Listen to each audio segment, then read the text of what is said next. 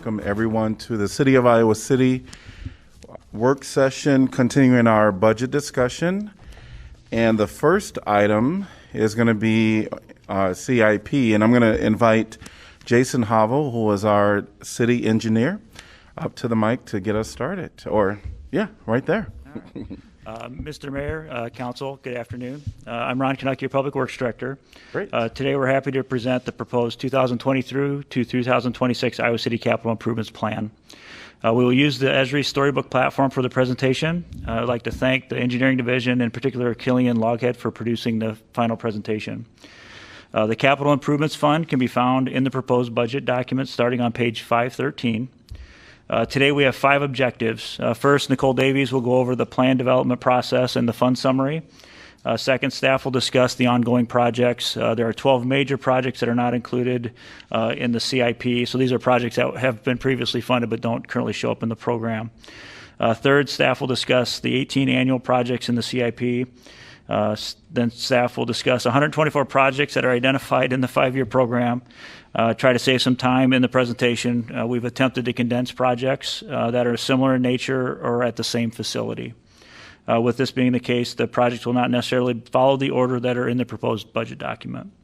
The final objective, staff will discuss projects considered to be on the radar. These are projects that are on the unfunded list, but staff believe council should be aware of. We appreciate the opportunity to present the proposed program, and with that, I'll turn it over to Nicole. All right, so I'm Nicole Davies, the interim finance director and current assistant finance director. So I'm just going to go over a brief overview.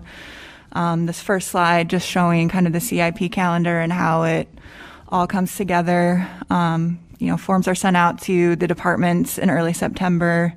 This gives them a chance to, one, update or amend any projects that are already on the current CIP plan, and then 2, to add or request any new projects to be added. So they have a few weeks to work on those, turn them into the finance department. Then the finance department produces a preliminary report. Then we pull together a committee review to go through the projects, any amendments, produce that preliminary report. And then the finance department will go back, make a few changes, and then the committee meets again in October, the end of October, to take another last look at that, make any final changes that they want. And then the finance department will put together that final CIP report at the end of November, which is about the time the operating budget is also getting wrapped up. And then obviously this came out to you the same time that the operating budget did in December 17th. The next slide just kind of shows the breakdown, spending by division. So you can see streets is where most of our CIP dollars is spent, which I can't read that number from there, but it's about about 80 million that's on streets. There's a few large projects in there. We have the Dodge Street reconstruction, which is about 15.8 million. The Taft Avenue reconstruction, which is another 11 million. And then just the annual pavement rehab over those 5-year CIP plan is about 10.5 million. The next biggest is wastewater, and that's about 32 million, 32.8 million. And more than a third of that is on the digester complex rehab. That's about 13 million. And again, they'll be going into greater detail on these projects here in a little bit. Then the next one, the transit facility, or the transit, which is a little over 20 million, but 20 million of that is for the transit facility itself. And then same thing with equipment. It's about 12.8, and about 12 million of that is for an equipment facility. So then going to the next slide, which is kind of where the sources that we use to fund the CIP program. Again, the biggest portion of that is the GO bonds, a little over 60 million. And that's usually used primarily for streets and parks projects, is where most of the GO bond funding goes. We also have a large portion of revenue bonds, which is about 17.7 million. And again, 13 million of that is for the digester rehab for wastewater. And then we also have a lot of grant funding between the federal grants and the other state grants is almost 40 million. And a big piece of that is 15 million for the transit facility. The rest of the grants is usually again for streets and the airport. And then the next slide just kind of breaks down the yearly expenditures across the 5 years. As you can see, we've got a lot of kind of big projects coming up in the next couple years. They're ones that I've kind of already briefly mentioned. In 23, that's where you're going to see the 13 million that's for the digester complex rehab. 24, that's the 20 million for the transit facility and 11 million for the equipment facility. And then in 25, that's where the 15.8 million for the Dodge Street reconstruction is. And so now I will turn it back over to Jason to start going through the projects. All right, thanks, Nicole. So we'll start things off with the ongoing projects. So as Ron mentioned, these are ones that don't show up in your current 5-year plan because they were funded previously. So they are projects that are currently underway. One thing I would note that is this is not a complete list, so there are other projects that are still being completed, but this is kind of a list of our larger ongoing projects. So first thing first, the 2021 asphalt resurfacing project. So this is the one that we started last year. The remaining work here will be an overlay of Raritt Road from Mormon Trek Boulevard to essentially the Highway 218 bridge. Also included that will be overlay of a few city facility parking lots, the Robert A. Lee Rec Center lot, as well as the Parks Maintenance Shop lot as well, and then some other smaller sites would be included as well. The Idlewild Stormwater Drainage Diversion, so this will be a stormwater diversion up near the Idlewild development, and what this does is basically will divert runoff from upstream during larger events. This is one that we're looking at starting construction this spring, should hopefully have construction completed this summer. The Riverside Drive pedestrian path, for those of you that have been around for a little while, probably remember this was originally going to be a pedestrian tunnel that would be going through the railroad embankment. We had gone through a lot of the design of that project. Late in that process, the railroad came back and said that they had significant safety concerns and would not allow for the tunnel to proceed. So we've kind of regrouped a little bit, worked with the DOT, and the current plan is to look at narrowing up Riverside Drive, narrowing up travel lanes there a little bit, and we should be able to get enough space in there to at least get a sidewalk connection on the west side of Riverside Drive that would then provide for a continuous sidewalk from Benton Street to Myrtle Avenue on the west side of Riverside Drive. American Legion Road reconstruction. So this is one that started last year. Phase 1 has been completed. So this will be phase 2, and this will be basically finishing the construction of the east end of the project. As a reminder, this one took American Legion Road from a rural section to an urban section. So curb and gutter, storm sewer, includes bike lanes and sidewalks as well. First Avenue, Scott Boulevard intersection improvements. This is one that we actually just bid recently, so you should be seeing an item on your next agenda to award this project. This will be constructing a roundabout at the First Avenue and Scott Boulevard intersection, with construction planned to start this spring and completion this summer.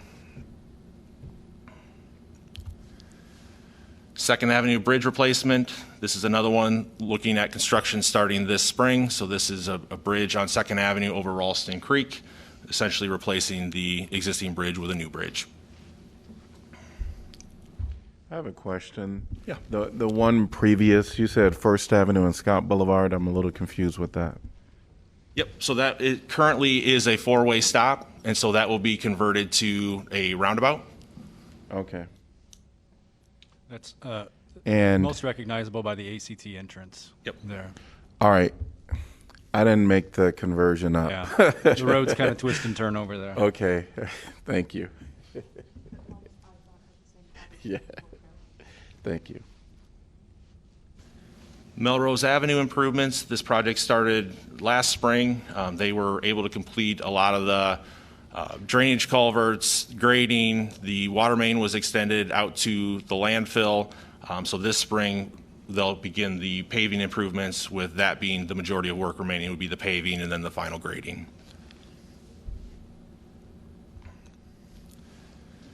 Benton Street rehabilitation. This one will be a crack and seat project with an asphalt overlay. So there'll be an overlaid street from Mormon-Trek Boulevard to just west of Greenwood. As part of that, we'll also narrow up the travel lanes and restripe it to include actual bike lanes on that facility. Also include some water main work, ADA curb ramps, that kind of stuff as part of the project as well. Orchard Street reconstruction, this is one that a lot of the work was completed last fall. They have one section remaining basically between Douglas Street and Highway 1, so there will be a portion where our time frame where that road will be closed. They'll be doing some storm sewer work and finishing up the reconstruction of that street.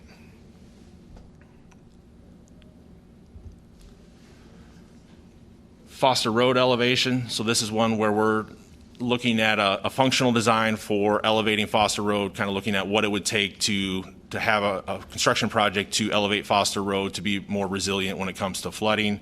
The main goal here being secondary access or more resilient access to the peninsula neighborhood during flood events.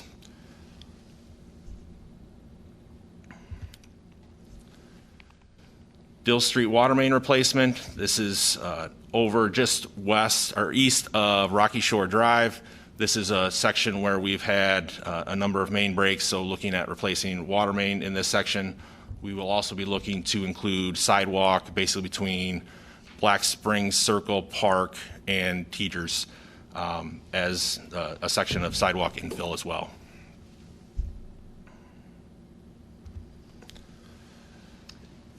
Go ahead. And I would just mention the one with Black Springs Circle Park. That was one of the ADA improvements asked for by the Parks Master Plan too. So that is kind of does double duty there. Pedestrian wall playground replacement. The playground has been ordered, but due to pandemic-related delays, we're still waiting on it from the manufacturer. We hope to have it by the end of May and have installation early summer. The same is actually true for Glendale Park. On both the shelter and the smaller playground there. Different manufacturers, but all of them are running behind because of pandemic delays right now.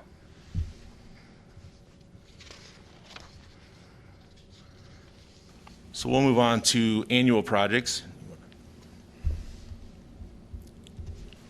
Okay, we'll start with City Hall projects. As you know, an aging building that we've talked about in a number of other conversations. Coming up next would be the larger roof replacement on the building, and then some renovations to the restrooms, the employee fitness area in the future years. We've held out on the rest for some of the other facility planning that's happening right now. Parks annual improvements. This is our small projects fund throughout the parks. A lot of the park signage that has been replaced recently, partner projects with organizations, scoreboards, those kind of small things come out of this project. Nothing specifically called out for the next year. We wait until we hear from our neighborhood groups and work on it as we go on that one. Park annual ADA accessibility improvements. This follows the Park Master Plan of 2016, where we talk about increasing accessibility to the parks and the features like playgrounds and shelters within the parks. Next up, Oak Grove. I believe we also have Hunter's Run and a few others that are not too far down the line. Most of these are getting to be pretty small additions as we have been making our way through all of the parks on major renovations. Intra-city bike trails is smaller trail segments or repairs and maintenance that are needed to be done on the trails each year. Annual rec center improvements. This does call out some projects at Robert A. Lee. We are currently on hold with this, though, as we wait on the results of our recreation facilities and master plan to see if there's any other different programming needs or different priorities that come out of the public input on that plan, and we will adjust this as needed after that point. May I ask, Are there two separate fund streams since for this, and then also the special project that with the committee and looking for the public input? Because I'm assuming that may be more substantial in terms of recommendations, and so. So the rec facility master plan is looking at really long-term lists of things. So the funding stream would be through CIP. As you'll see, there's several different projects called out for both of the rec centers and the aquatic facilities. And then I'm sure that the list that we'll get from the master plan will be much larger than any of the funding streams that are currently available. So we'll have that discussion when we have that list. Climate action facility improvements. This is throughout all the city facilities, but things like replacing windows, upgrading HVAC systems, looking at possible solar installations, things that can help lower our greenhouse gas emissions and become more efficient in our building operations. Contracted tree improvements. So on Saturday, we talked about 1,000 trees planted this last year. We are really greening the skyline of Iowa City right now. Last year, this paid for the Mackinac neighborhood, which is north of Foster Road, and then a lot of trees along Scott Boulevard, which many of them have been planted within the last 3 or 4 weeks. So a lot of trees from last year. Now, next year, we're looking at trees along Kennedy Parkway on the very west side of Iowa City. We have about 40 plus trees planned to go there. 370 trees in the South District along the Langenberg neighborhood, and then a smaller project, about 87 trees along Prairie du Chien on the north side. So we will continue that tree planting with this project. Continuing on with the bicycle master plan implementation. So this is a fund that has money available every year to continue implementing projects that were included in the bicycle master plan. This fund would be used for those improvements that aren't already included as part of another project.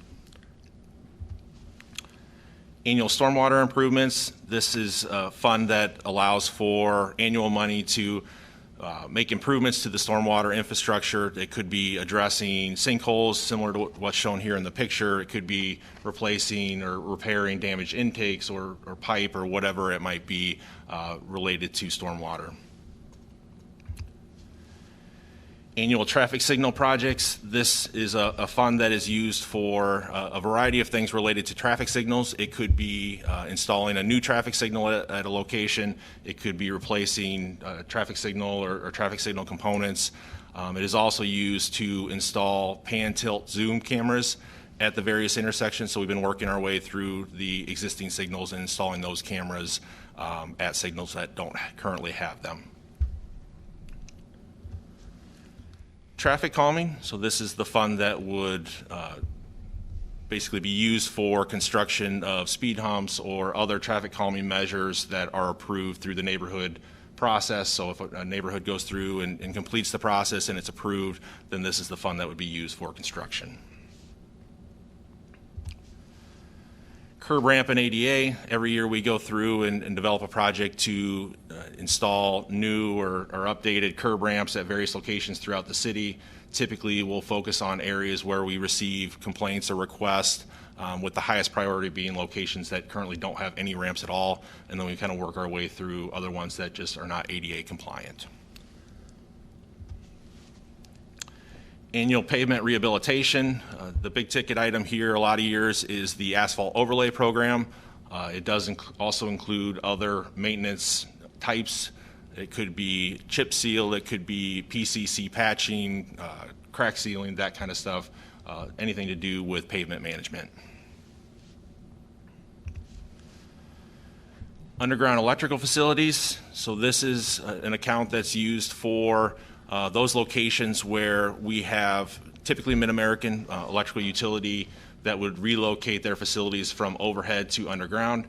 In the past, it's been a couple of different processes that we've used. There's been times where we would pay essentially the upcharge from relocating to another aerial location to relocating underground. So whatever that difference in cost is, we would cover that to have them move their lines underground. We've also had some instances recently where if we would provide them with a dedicated route or an easement area, that they would cover the cost of putting those underground. So we use this account to take advantage of those opportunities. Annual bridge maintenance and repair. The big ticket item here is every other year we go through and inspect all of our bridges. The maintenance recommendations that come out of those are also funded from this account. There are times where, if need be, this can also help fund the bridge replacements, the bridge replacement projects that we've been doing, but primarily it's more on the smaller maintenance projects. Annual sewer main replacement. So this is for replacing damaged sanitary sewer. So it typically is spot repairs of either sanitary sewer pipe or manholes. It does also include our maintenance projects. So it would be sanitary sewer lining, manhole lining, and other related work.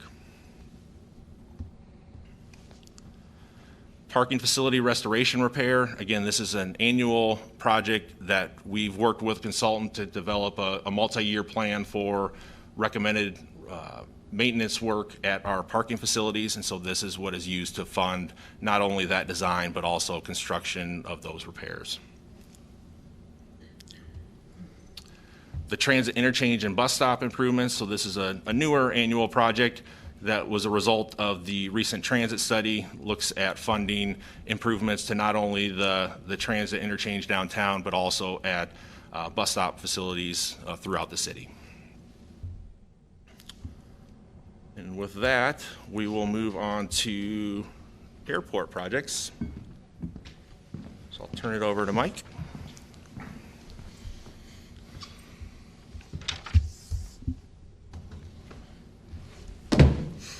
Oh, good afternoon again. I'm Mike Tharp. I'm the airport manager. The airport CIP program is actually funded from 3 different areas. We have federal level money from the Federal Aviation Administration. Whenever they participate in a project, they cover 90% of the share.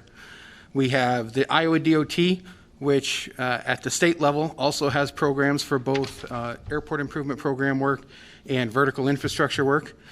Their shares are anywhere from 70 to 85% of the project, depending on the particular project. And then we also receive from the general fund $100,000, which we use for our grant matching. With that, our projects, 2022 is going to be an active year, but first up is our airport parking lot expansion.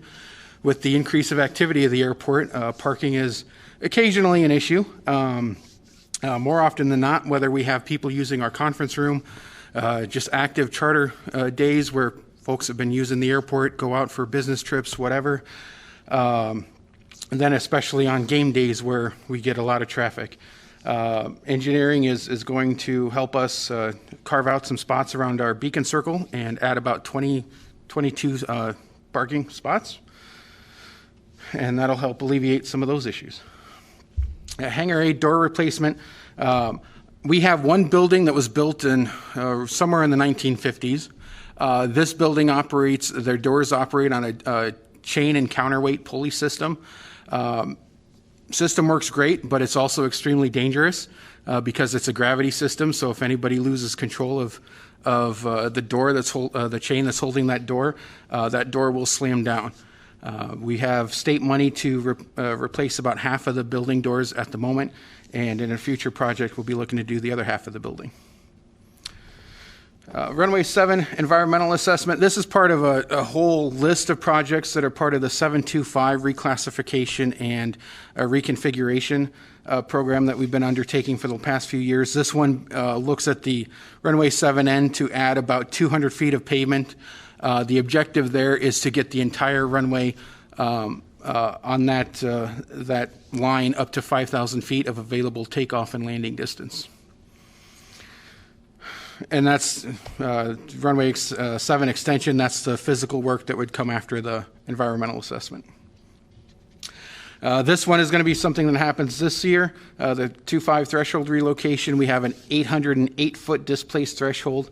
So what that means is where the pavement ends, the airplanes have to land 800 feet further down the runway, and that becomes the area that they can use for their landing calculations. This takes that line and shifts it back towards Riverside Drive by about 700 feet. Similar situation occurs with the 1230 threshold displacement and relocation. This actually came about also as part of our obstruction mitigation project, so we didn't have to go quite as hard into the northwest neighborhood for tree clearing. That was a project we've done over the last couple of years to clean up our airport approaches on each of the runway ends. Apron expansion, again, with the busy days, increase of traffic, we are finding we are running out of spots to put airplanes, especially on game days, but that will add additional concrete for aircraft parking. 725 pavement repairs, much like the street system, runways need occasional tender maintenance. This is a crack sealing and a light maintenance project to cover about half of the 725 runway. And same thing with 1230, just pacing down the line. South Hangar development, this is something we're working with the state on. This is providing concrete infrastructure for future hangar development. Our goal here is to entice private hangar development with individuals that can do that. And that's the airports program. All right, if there's no questions, we'll move on to fire.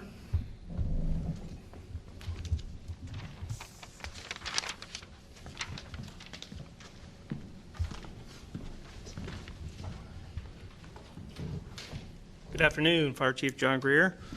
Fire Department programs. First off, we have fire apparatus replacement program. Just a little brief overview. We do have a replacement program in place, which typically we have 9-year frontline, a 7-year reserve. Exceptions to that would be a ladder truck or the Quint, which is, those have the 20 and 16-year timelines on those. So coming up in 2024, we are planning to replace the aerial Quint 2 that is based out of Fire Station number 2, and the Scotty House, which is the fire safety house that we have typically in the past used with school children. As you might expect, that's kind of been on hold for a little bit. And then in 2026, we have another fire pumper due for replacement, and then 2027, just as a heads up, we have 2 other fire pumpers due for replacement. Program number 2 is replacing the slab reconstruction at Fire Station 1. We have a crack that has grown over the years. We were able to patch it this year as a temporary fix, but we will be working on that in 2020 and this year. Third up for us is replacing carpet, tile, and flooring at Fire Station 1 in 2024. I don't know the date that we did this other carpet, but it's been a long time. As you can tell by the pictures, it's coming up, so look forward to that. And then our final one is, as the city manager talked about the other day, is design money for new Fire Station number 5 and relocation of Fire Station number 3 in 2026. If you had any questions about any of those things, I'd be happy to entertain them. Great. Oh, thanks. All right, we'll move on to library next.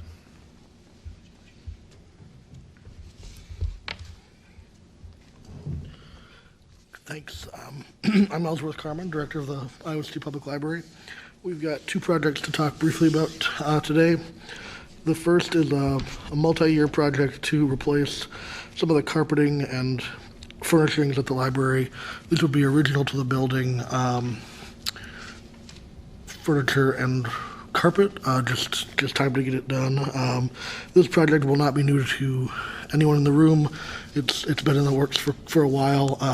And we've moved it around a little bit. I think where we have it scheduled now for 25 to 26 feels like a great time to tackle it and make sure it gets done before we move into having to do sort of piecemeal work to take care of the issues.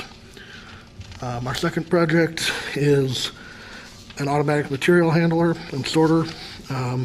This is a large piece of equipment that automates some of the process work of incoming materials that are being returned to the library. The real Reason behind it is to increase accuracy of materials coming back and get them back on the shelves faster for a quicker turnaround and less wait time for our patrons. Putting in an AMH like this does not affect staffing levels one way or another. I think it's important to make sure folks understand this won't be reducing our staffing numbers. It's just a complement to our current model. We are having some issues with material supply as we talk to vendors for this project, but I'll keep Jeff and the city abreast of how that's going as we move forward. Any questions? Thank you.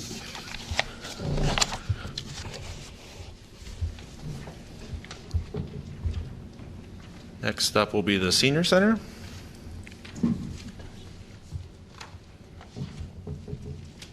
Good afternoon. I'm Latasha Deloach, Senior Center Coordinator. I'm just going to talk to you all briefly about our CIP for the center.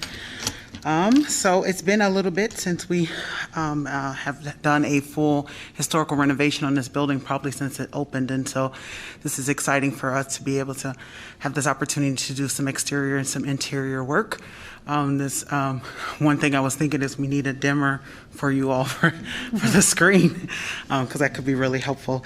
So this is a major large-scale renovation. On the exterior, we're working with consultants currently to get a full, a closer look at some of the internal structures so that we can really know the scope of that contract, just because one thing we've learned at the Senior Center is once you open up the wall, there are interesting things from a historical building that are in there. And so there are some things that we need to kind of figure out so we know the full scope of that so that we can get that going. We believe that'll probably be a 2-year process for us to get the exterior up to date. There's some immediate things that need to be fixed, and then there's some other things later on that will get fixed, but we want to make sure that it's kept up. It's probably a really powerful statement from one of our consultants is one of the best ways to keep sustainability going in your community is to renovate historical buildings versus tearing them down. And so we're definitely grateful for this building, even given during the pandemic that we're able to use it in the way that we are. Looking at also at the interior, we have a really strong focus on some sustainability efforts there, looking at our HVAC, how we can reduce our carbon footprint, as well as significantly changing our energy usage by switching to LED lights. As you all know, we're still using kind of older lights, and we definitely want to upgrade those because that will help us significantly as we try to reduce some of our imprint here. Another is looking at in our kitchen. Our kitchen is pretty popular discussion here in our building. One thing that also will help us on a sustainability effort is the ventilation hood that we have for cooking needs to be replaced and moved. And so we hope to get that addressed here in the interior section when that comes up in a couple years. The hope with the kitchen is for it to be a certified kitchen so that people who are doing food trucks or other catering can be able to rent the space, as well as if we have events here in this larger room, they'll be able to use the kitchen for preparing meals for folks in here. But also, most importantly, to our Senior Center mission is to be able to provide educational programs out of that space. And we recognize how important that is to the downtown district and to the community in general. And I think that's about all I had. Have you had any questions? Just a quick note to add, the Senior Center Master Plan will be coming your way in a month or two, probably. Yes. The commission's going to be deliberating that later this month, and that'll be a significant decision for the council to make.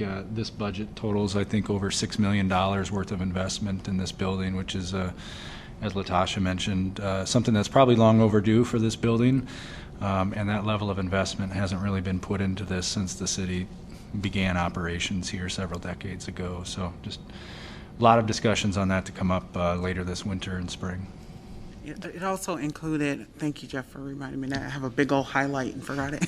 Also, in that report, you'll see an ADA, an accessibility report, which is really important. Of course, we're currently ADA compliant, but we want to always move as close to accessibility as possible. So you'll also see that as a part of that report.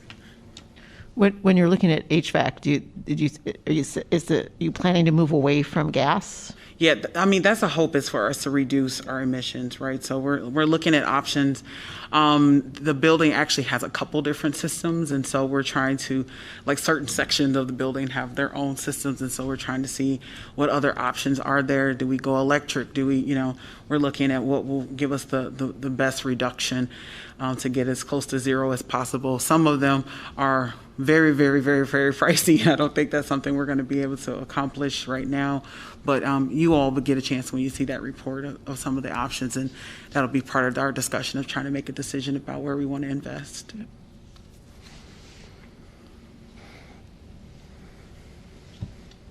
Okay. All right. Up next will be Parks and Recreation. All right, Julie Seidel Johnson, Director of Parks and Recreation.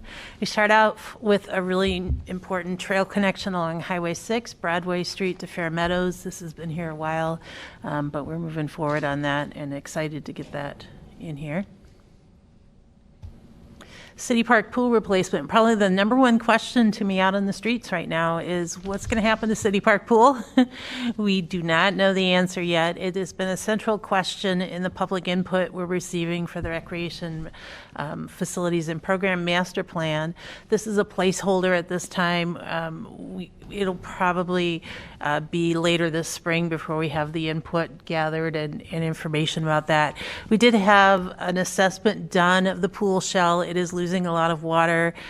There are a number of ADA issues in the pool house and different things like that. So we're moving forward with cataloging all those and using that as we come to you with a decision on this project later. Splash pad improvements. I believe the equipment is just about ready to be ordered for this. This is happening this summer.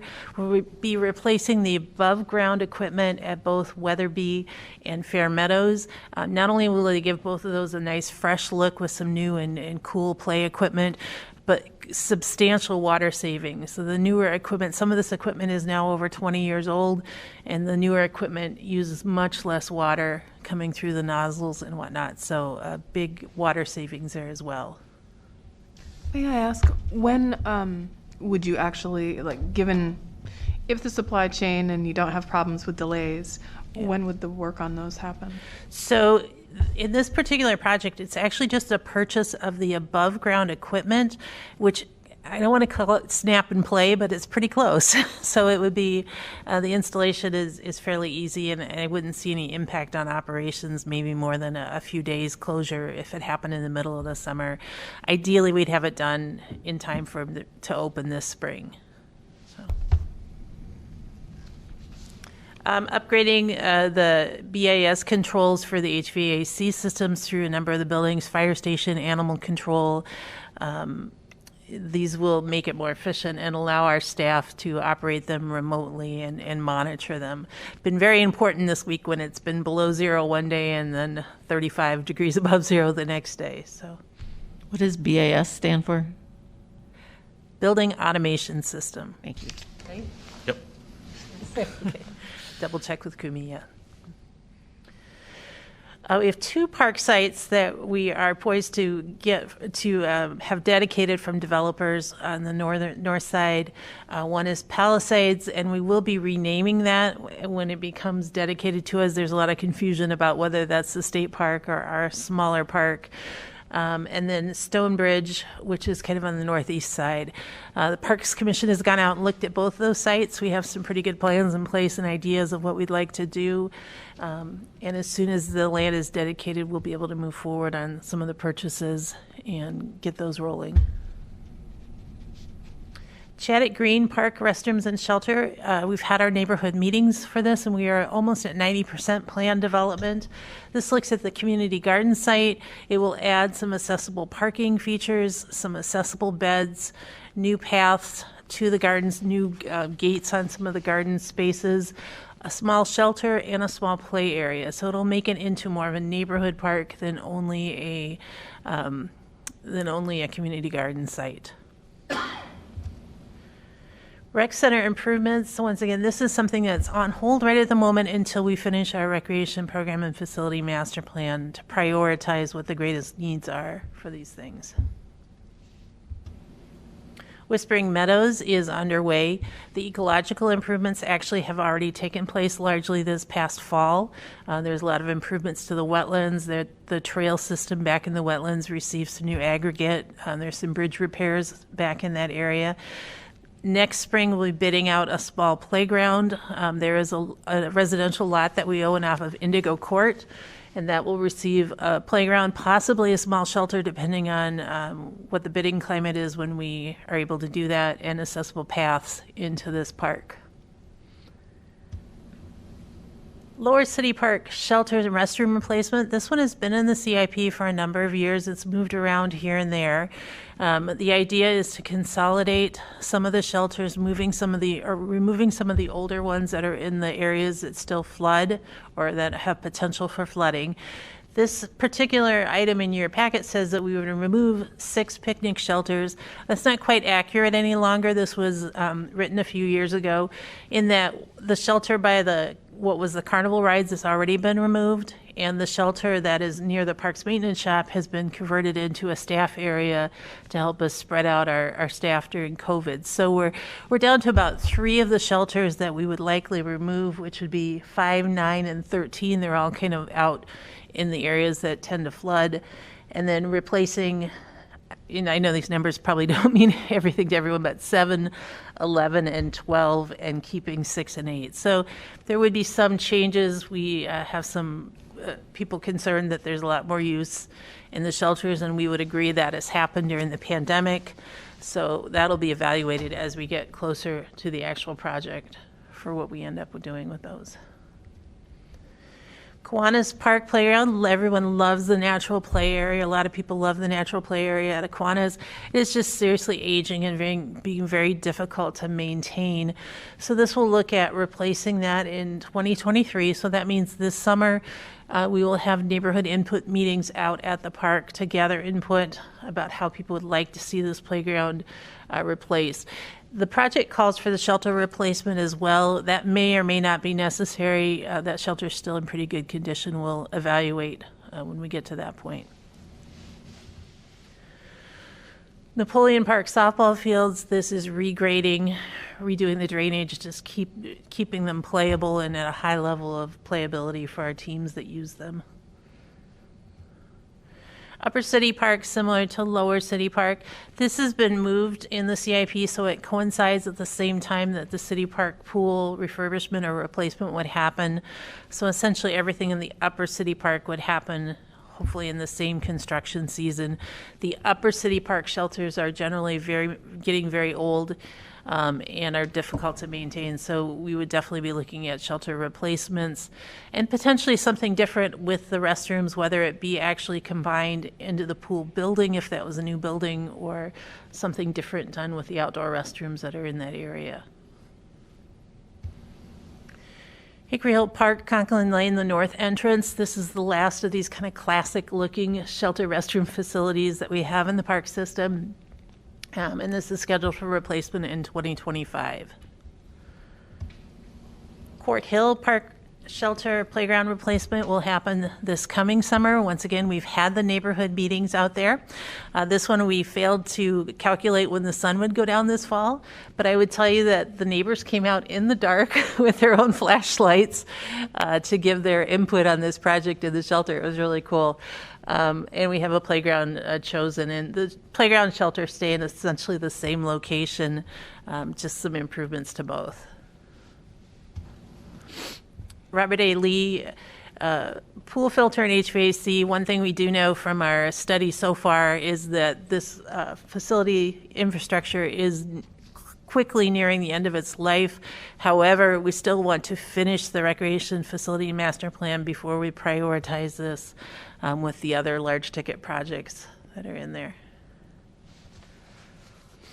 Happy Hollow is scheduled for 2024.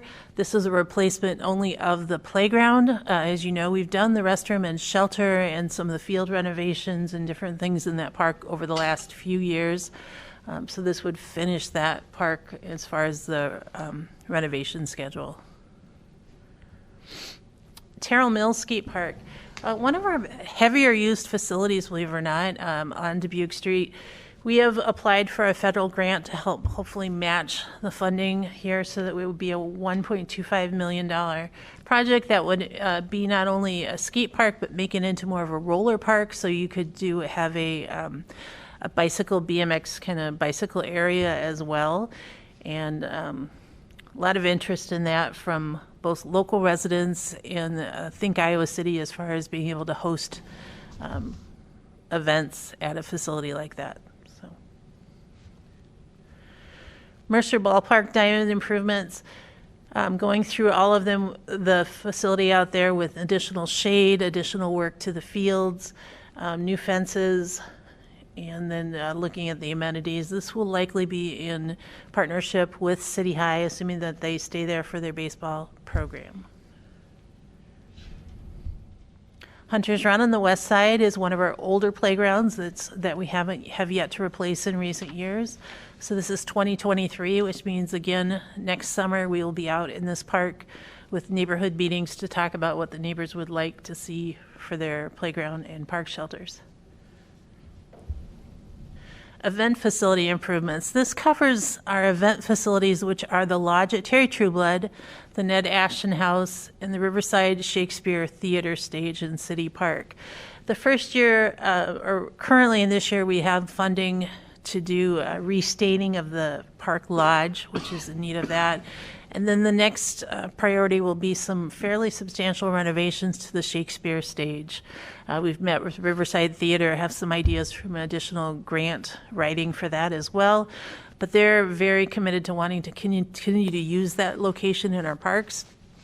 And it is going to need some fairly substantial renovations to be able to be continued to used for that purpose. Offer bike trail development. This will take place near Terrell Mills Skate Park, along the river bottoms, and then up into some land that we purchased from the Elks Golf Club last year. This will be largely implemented by our park staff with some funding for the bridges and wetland type things like that. So. Benton Hill Playground replacement. That's a picture of the shelter, which is not part of the replacement, but the playground would reach an age by this point that in 2026 that it would be on our list for evaluation and potential replacement at that time.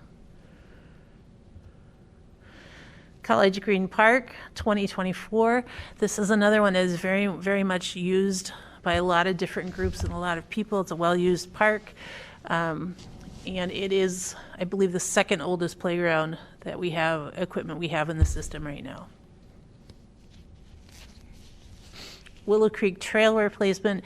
The trails through Willow Creek Park have had a number of tree roots and different things come up. They aren't smooth and level any longer, so this would replace them in 22-23. 88 elevator improvements. This would be City Hall and the rec centers, and I believe here, no, not here at the senior center. We have a special little helper in that picture, if you can see that. But the ADA improvements are things like adding voice commands, adding Braille, adding some other things that that would make them more accessible to a wider range of users. And then in 2026, replacing a North Market Square playground replacement. This would be done in conjunction with the school as well, since they use this playground quite a lot, and obviously the neighborhoods. It's in fairly good condition at this point, but realize this is 4 years out, and it's heavily used every day during the school year. Reno Street. This is a good example, if you can see the pictures, of how a playground is in good condition but maybe doesn't have the highest accessibility. For a long time, our playgrounds were put in with the timber beams around the landscaping beams around the edges. So this one doesn't have a direct path from the street. And also, once you get to the playground, there's a number of obstacles just to get over to get to the actual equipment. So this will look at providing that access both to the playground and the shelter and the gardens there, and then also potentially replacing this if needed by 2026. Tennis court renovations. We get a fair amount of use of tennis courts at City Park and at Mercer. Mercer was resurfaced a few years ago along with the pickleball project. But even with that, because of the high amount of use, we have both of the tennis courts listed as needing future, hopefully resurfacing, possibly larger structural repairs as well. And then this is a holding spot for some park development on the far west side as that development potentially takes place in future years. Could be in conjunction with a school or fire station. Our rec and facility master plan is looking at this as what are some potential recreation needs for the area as well.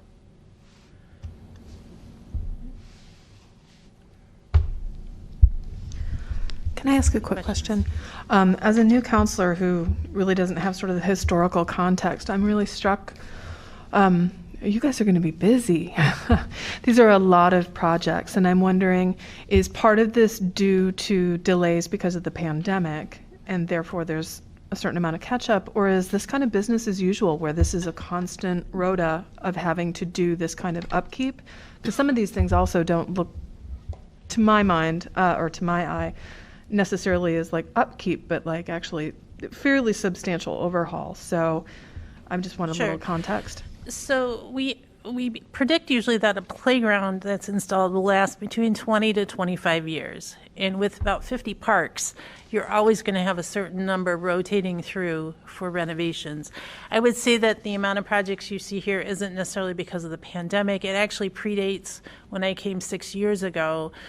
There's just been a substantial investment in the parks since I've gotten here. And so we have been chugging along with 4 or 5 parks projects, thanks to our friends in engineering, over the last few years. And we're nearing the end of that first round of renovations. We're at 15 or 20 parks left with substantial needs in them.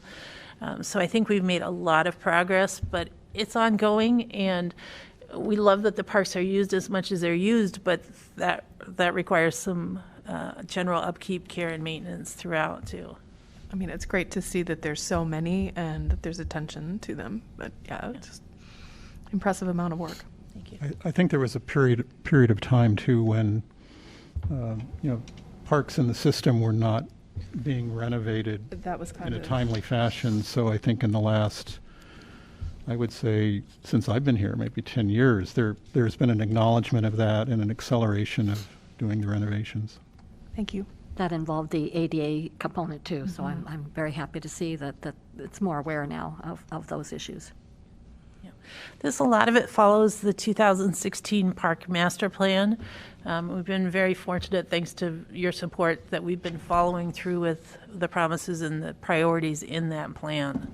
So that's really guided the ADA improvements and the park renovations to date.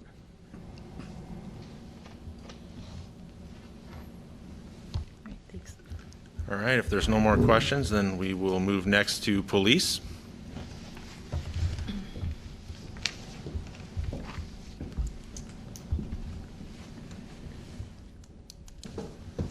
Good afternoon, Dustin Liston, Chief of Police. We just have 2 projects. None of them are new, so for those of you that were here last year, it should look familiar. The first one is the digital photo evidence management, and that's an evidence management system that will enhance the efficiency and accuracy of submitting, cataloging, retrieving, and distributing digital evidence. Currently, the evidence photographs and videos must be cataloged on paper, transferred to DVD disc, and submitted to evidence for storage. And upon request for viewing of copies by attorneys or officers, those discs must be located, replicated, and distributed, which is a very time-consuming and antiquated process by today's standard. This new system will allow upload directly into the system, create photo logs and associated information, and be able to file it under proper incident numbers for ease of retrieval while maintaining high security for the evidence. And the next one is the animal shelter standby generator. And this provides a natural gas generator at the animal shelter, which would be able to provide a safe and comfortable environment for the animals during any kind of power outage, which is timely today because my wife called me and told me that we didn't have power on the west side of town for a while. So currently, the animal center loses the ability to provide heat or cooling during any kind of power outage. The center was built to be climate controlled, which does not allow them to have any possibility to open any of the windows. Some rooms with animals do not have the ability to have access to outside air. Extended periods of time exposed to extreme heat or cold have the potential to cause distress for the animals. That's it for me.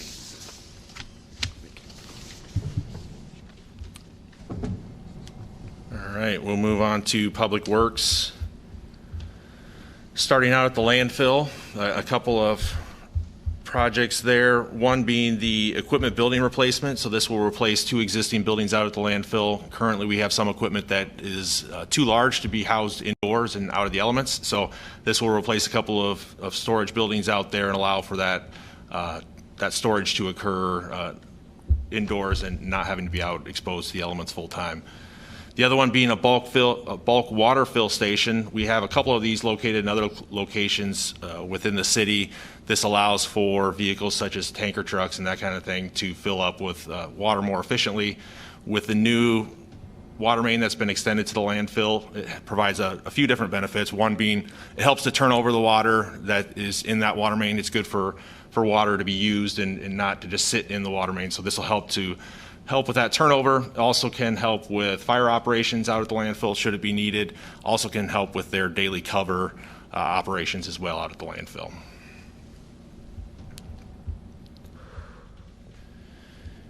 Next are a couple of projects related to the composting out at the landfill. The first being the compost pad improvements. The current surface out there is in definite need of repair. There's large potholes and it's just not a great surface for them to be working off of during their composting operations. So this will help to fill that in, provide more of a hard surface for them to work off of and certainly aid with their composting operations. The other thing would be a piece of equipment, an excavator for compost operations, again, helping to help with that process.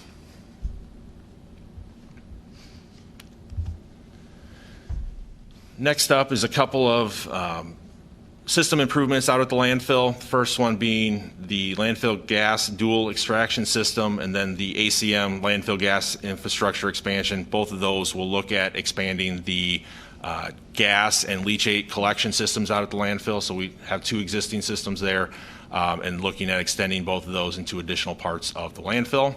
The final one being the leachate lagoons. There's currently 2 lagoons that are out at the landfill. One hasn't been used for a number of years, so we'll decommission that one. The other one will be basically cleaned and provide some repairs to it as well.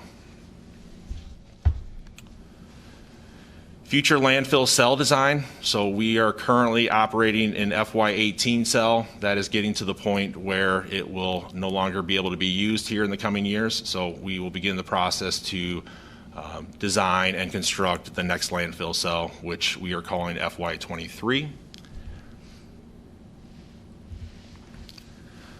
Equipment maintenance facility replacement. So this will take the facility that's at the corner of the South Highway 1, Highway 6 intersection and move that down to the Public Works site. So it'll be a new facility that'll be constructed down at the Public Works site near the recently constructed Public Works building.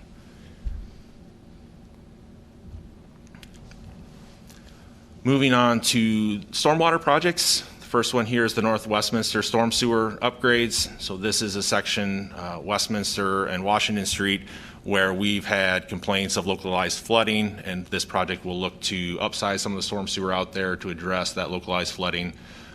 So that one is in 22. The Rundell Street pump station vault modification, this will have a couple components. The first being looking at modifications to the vault and the hatch or the top of the vault to allow for ADA accommodations. Right now it does not meet ADA requirements, so we'll address that. They'll also look to address or replace some of the equipment that's actually housed in the vault.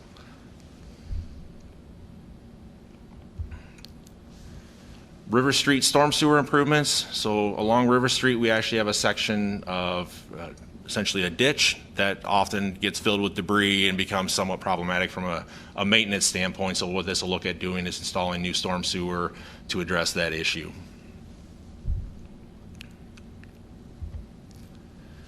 The non-public safety radio system upgrade. So the existing non-public safety radio system has reached the end of its useful life and is in need of upgrade and replacement. The Market and Jefferson Street two-way conversion. So this project would look to convert both Market and Jefferson Street from one-way traffic to two-way traffic. This will include signal upgrades and replacement, as well as pavement markings, ADA improvements, and other associated work.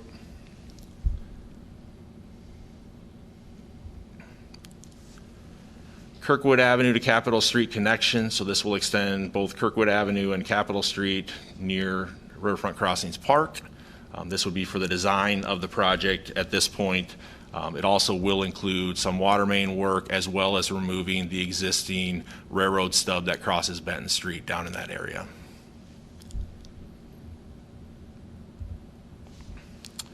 The next few projects will be street reconstructions. So typically street reconstruction is going to include all new street pavement, sidewalks, as well as utility improvements, sanitary sewer, water main, that kind of stuff. These are also opportunities where we'll look for the undergrounding of utilities that we talked about earlier. So these are good chances to work with utilities to take care or take advantage of those opportunities. The first one being Dubuque Street. So this would be reconstruction from Washington Street to Iowa Avenue. This would be basically came out of the downtown master plan from a few years back. Work would be similar to what we did with Washington Street a few years ago. Court Street reconstruction. So this would be from Muscatine Avenue to First Avenue.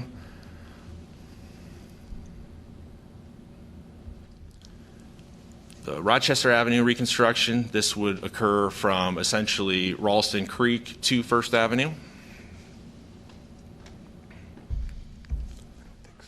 Fairchild Street, the reconstruction will be from Clinton Street to Lynn Street. In this case, we'll actually reinstall the brick surface, so it will remain a brick street after the project's complete. Dodge Street reconstruction, this would occur from Governor Street down to Burlington Street. This would be a joint project with the DOT.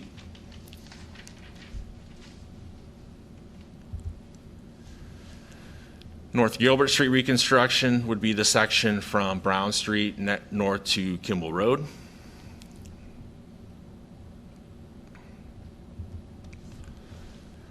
Park Road reconstruction would occur from Rocky Shore Drive to basically the extents of the Gateway project, so right near Riverside Drive.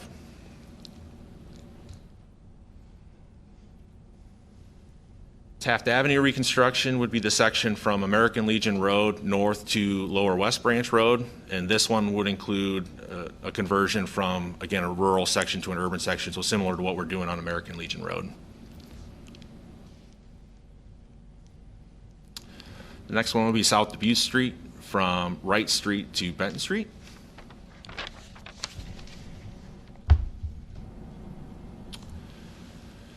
So the next project would be a study of the southern Highway 1, Highway 6 intersection. So this is one, if you've driven through there recently, you'd probably notice that there's sort of a kink in it in the east-west section. So we'd be looking at basically potential geometric improvements and other roadway improvements, as well as pedestrian improvements. So there's currently no sidewalk or curb ramps or anything like that for pedestrians at this intersection. We'd be looking at those improvements as well. Another piece of this that we would look at would be potential coordination with the DOT project for their replacement of the Highway 6 bridge over the Iowa River. I believe they're looking at undertaking or beginning that project in 2027, so there may be opportunities in the future to coordinate with that as well. Next up would be the Oakdale Boulevard Extension Alignment Study. So we have an alignment study that was completed a number of years ago. Recently there's been some interest in potential redevelopment in this area, and one of the main questions that comes up is what corridor do we need to reserve for the future Oakdale Boulevard extension. So this would look at sort of updating that study to make sure we're still reserving the correct corridor that makes the most sense for us given kind of where we're at recently.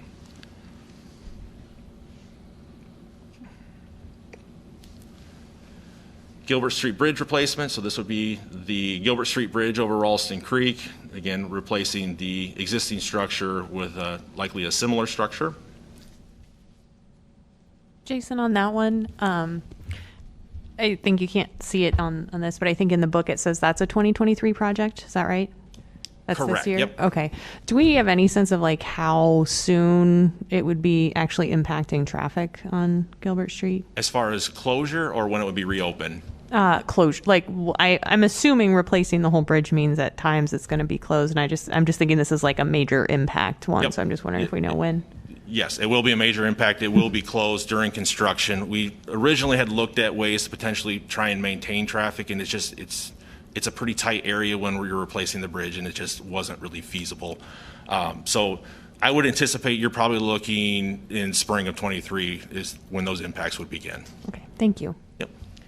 And with respect to a couple of others that you talked about already, Court, Rochester, and Park, those are all, so big chunks and major. What can you remind me what the timing for those are, please? I'd have to. So Rochester will begin in 22. So that we're looking at 22, 23 for that. I think Court was 24, 25 for Court, and then Park Road was 25. Was it? Oops. I don't know. Park Road's in pretty bad shape. Yeah. So we'd be looking at construction starting in 25 for Park Road. So did that cover all of them? Yes. Thank you. Sure.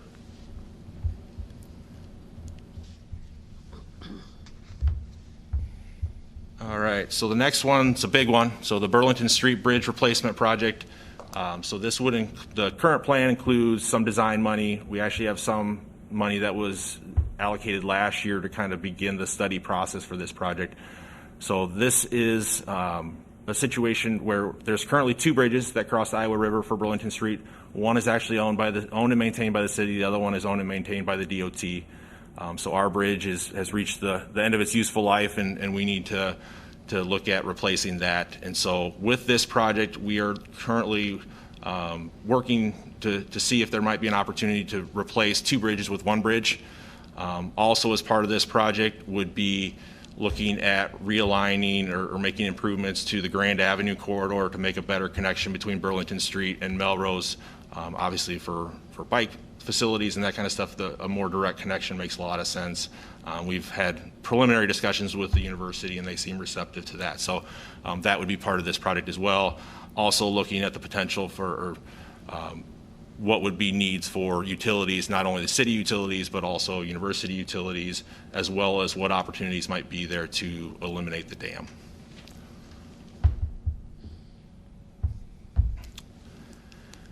Iowa Avenue Bridge Rehabilitation Project. So this would be a pretty major rehabilitation project that came out of actually our last round of bridge inspections. So we'd be looking at some concrete rehabilitation as well as some other improvements there for that bridge.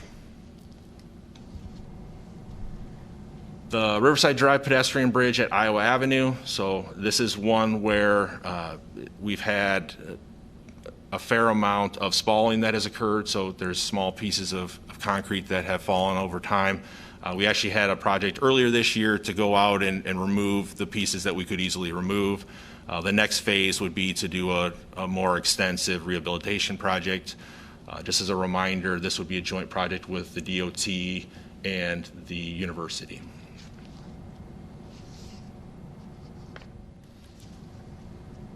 On to sanitary sewer projects. So the first one is the Benton Street trunk sewer improvements. So this is in the area of Emerald Street and Benton Street. The current sanitary sewer in this location is undersized. It's also not easily accessible. So this project would look at upsizing that and moving it slightly into a location that's more accessible for maintenance of the sanitary sewer main. The Raritt South Sewer, so this is the project that will look at upsizing and extending sanitary sewer along Abbey Lane and under Highway 218 to serve the area west of Highway 218 for future development. The next group will be lift station improvements. So the first one being the Hawkeye lift station. This would be essentially kind of a complete redo of that location. We'd actually get rid of the existing building and upgrade the type of lift station that's out there. The Napoleon lift station would be rehabilitation of the equipment that's there. Just a reminder, I mean, this is equipment that's operating 24/7, 365 days a year, so it just gets to the point where it needs to be rehabilitated or replaced. Similarly, the Highlander lift station would be looking at replacing and rehabilitating some of the equipment there. And then finally, out at the peninsula, we would look at replacing the control panel and adding a secondary pump to that location as well.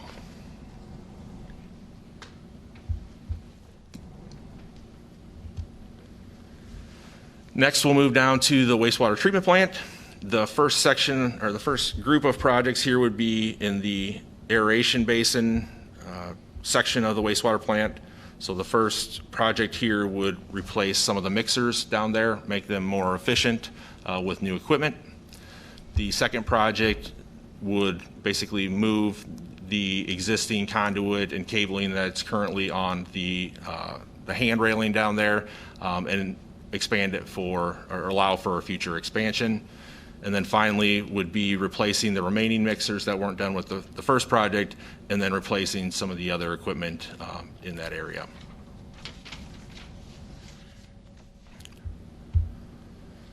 Next, we'll move over to the influent section of the wastewater treatment plant, kind of the headworks of the plant. So we'd be looking at replacing the influent pumps at the wastewater treatment plant.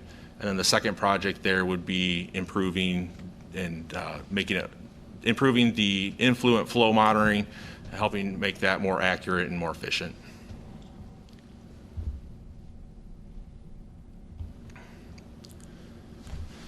Wastewater treatment plant equipment. So this is a group of projects that's really looking at replacing equipment that's reached the end of its useful life or making minor modifications.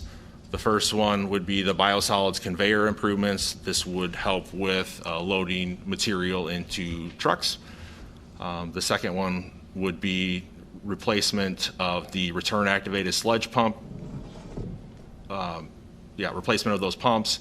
The next one would be replacement of the grit classifiers, and then finally replacement of the rotating drum thickeners.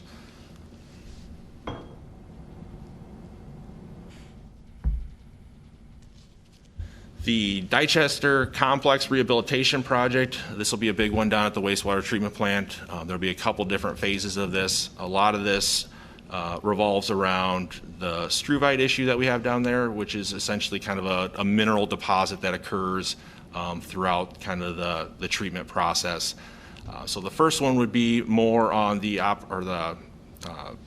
system side of things, kind of looking at the way our treatment process works and how we can remove phosphorus from the system that would help to eliminate that struvite issue. And then the second phase of that is going to be looking to replace equipment that's been damaged by the struvite and is in need of repair.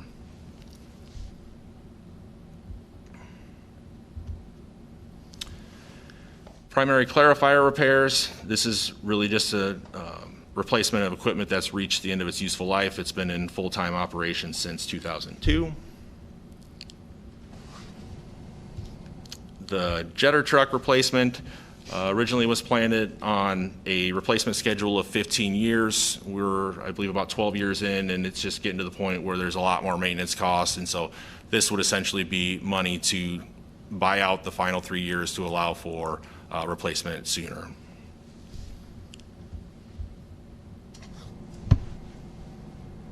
Treatment plant paving improvements. This would be replacing essentially street pavement down at the wastewater treatment plant for kind of their main drive aisles and other locations within the plant area. The wastewater system master plan, so this would look at kind of a 20-year plan for wastewater operations, not only at the plant, but also at the lift stations and the collection system as well.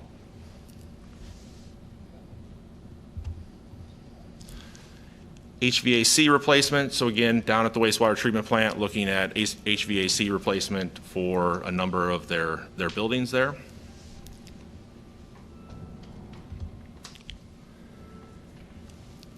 Roof replacements, this would occur not only at the wastewater plant, but also at the water plant. Again, there's a number of locations and buildings there that just the roofing has reached the end of its useful life.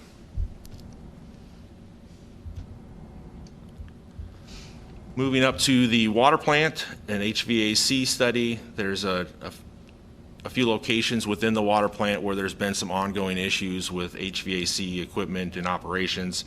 This would look at kind of taking a closer look at those, figure out what's going on, and provide recommendations for improvements that could come in the future to address those issues.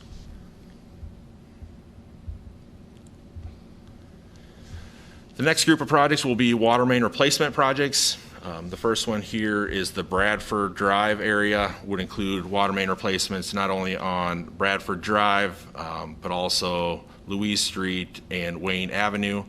For our water main replacement projects, typically those will include essentially replacing existing water main that's not in good shape, whether it has a history of breaks or whatever it might be, with essentially in-kind water main.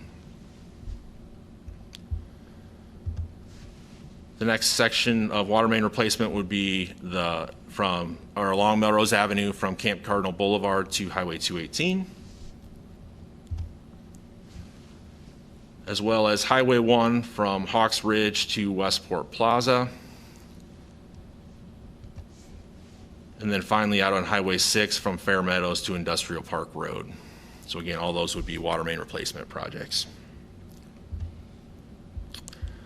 Up at the water treatment plant, a few improvement projects there. The first one being would be replacing the variable frequency drives, or the VFDs, for the high service pumps at the water plant. Next would be an upgrade to the chlorine feeder system, which is used as part of the treatment operations up there at the water plant. Next project would be the improvements to the meeting room at the water plant. This is one that's often used for training or larger meetings. It certainly has some needs as far as upgrades there. You know, it has an old projector, really isn't conducive to larger meetings and having those be a good presentation space. So looking at making some improvements there. Also will include some lighting. And then collector well number 2, cleaning and upgrading. So this would look at cleaning and capping a couple of the laterals, and then also looking at drilling new laterals to help with capacity for collector well number 2.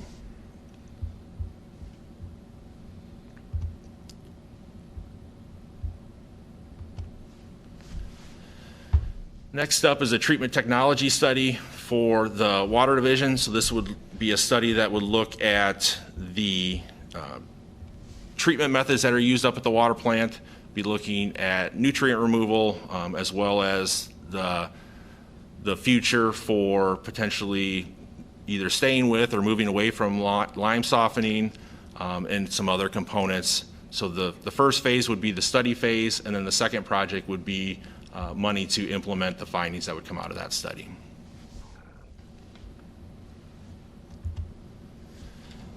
And then finally, water distribution asset inventory. So the city is currently undertaking a process to develop an asset management software and program.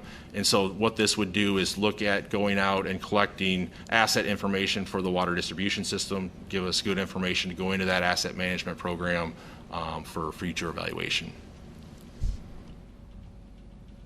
That is it for Public Works. Okay. A lot to go through, so.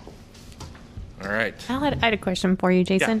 Yeah. Going back to the annual projects. There was 250,000 a year, I think, for climate projects that Julie, I think, mentioned, because maybe they're under Parks and Rec. I'm not sure, but it was government buildings improvements that are climate related. Do those tie in to things like the roof replacement on water and wastewater? Like, are we looking at, okay, now's the time we can add solar panels, or is it more divided as between the departments? I guess I would say that for the most part, we kind of consider those as part of those projects. I don't know as far as from a funding standpoint that they're directly interconnected, but that's definitely something we consider as we look at those types of projects.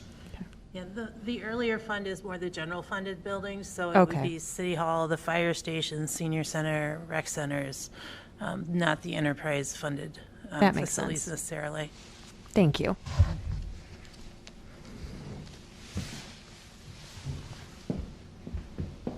All right, up next is transportation. Good afternoon. Darian Nagel-Gam here to walk you through just a few projects that we have in transportation.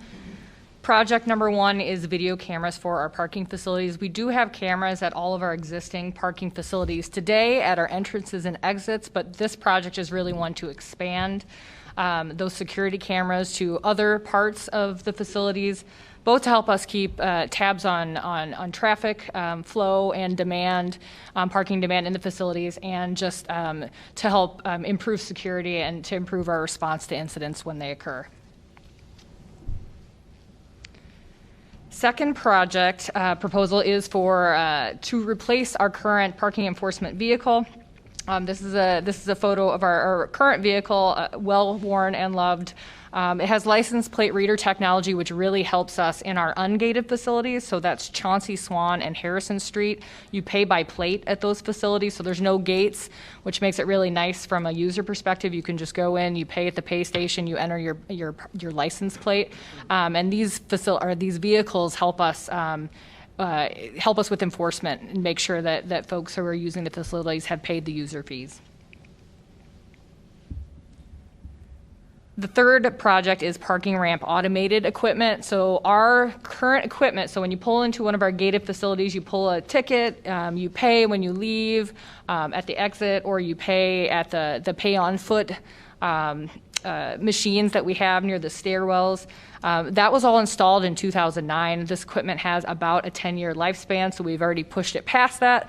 The pandemic may have helped us out a little bit because there was some reduced demand. There's one pandemic bright spot right there. But as things have picked back up again downtown, we're definitely seeing increase in demand and the equipment failing at greater and greater rates. So this project would seek a new or put out an RFP or an RFQ to have all of our automated equipment replaced this year, which will really help with the efficiency that people are able to access and enter and exit our facilities. All right, number 4 is a replacement of LED fixtures in our parking facilities, and this is one that we started last year and will continue. We were pretty early adopters when it came to transitioning to LED lighting, which saved so much money over the last 10 years over their lifespan, but they are beginning to fail at an increasing rate. They're really efficient, but they don't last forever. So this project is to go and improve and install kind of that second round of LED lighting in all of our facilities. All right, project 5 is Tower Place drainage modifications, and this one could probably be categorized as a climate change project in that the drainage that you see on maybe a residential building, you'll see drainage on the outside of the building. Well, this parking facility was built so that all the water and snow drains inward, and then it exits through a pipe at the bottom. What we found in recent years during extreme weather events, when there's a lot of rainfall really rapidly, is that we experience flooding in the very lower level. There's a parking condo that you enter off Gilbert Street. In that very lower level, there have been flooding impacts that have been substantial. And again, these are extreme weather events with a lot of rainfall in a short period. So this project would help divert some of that stormwater to the outside of the building and reduce that pressure on the current stormwater system on the interior.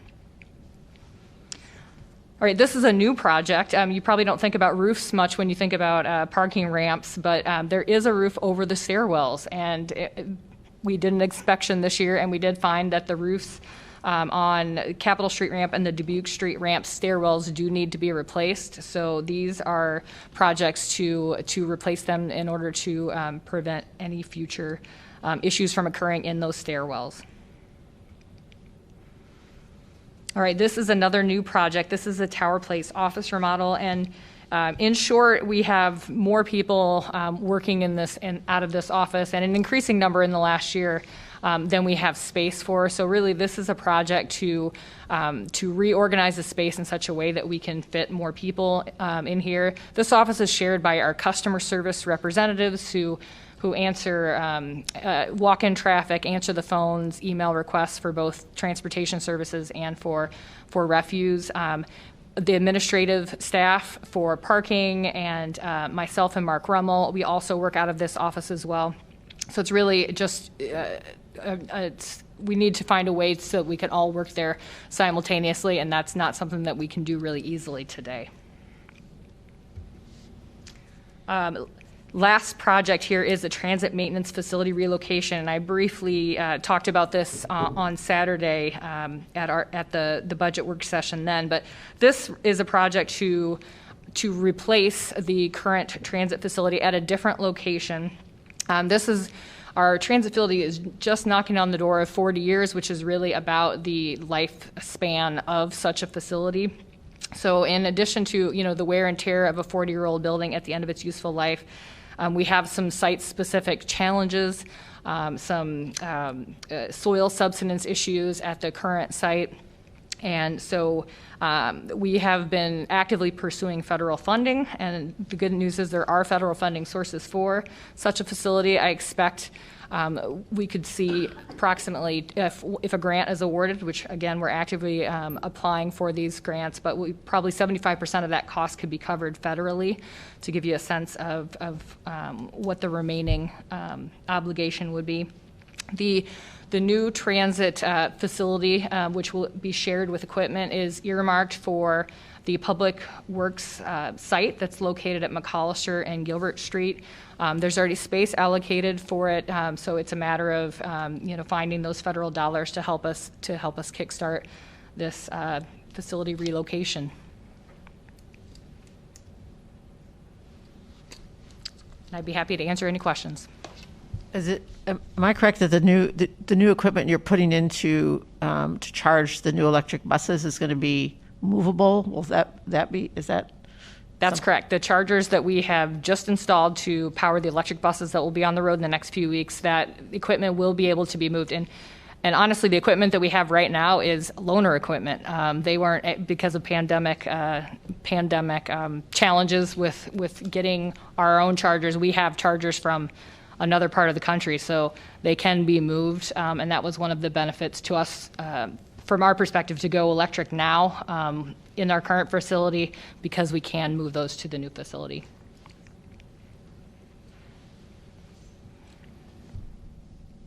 Are there any plans or any talk about using, with a new facility, using something like solar to augment the recharging of the buses, solar panels and things like that?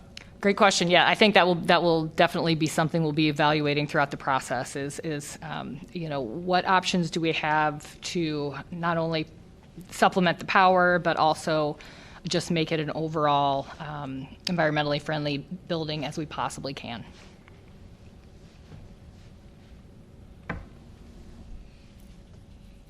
Okay. All right. The last section is on the radar. So these are the projects that don't show up in the current plan, or only a portion of them show up in the current plan, as far as maybe it's a situation where there may be some design money but not construction money. So these are kind of those major projects on the horizon that we'd want to make sure you keep in mind as we move forward.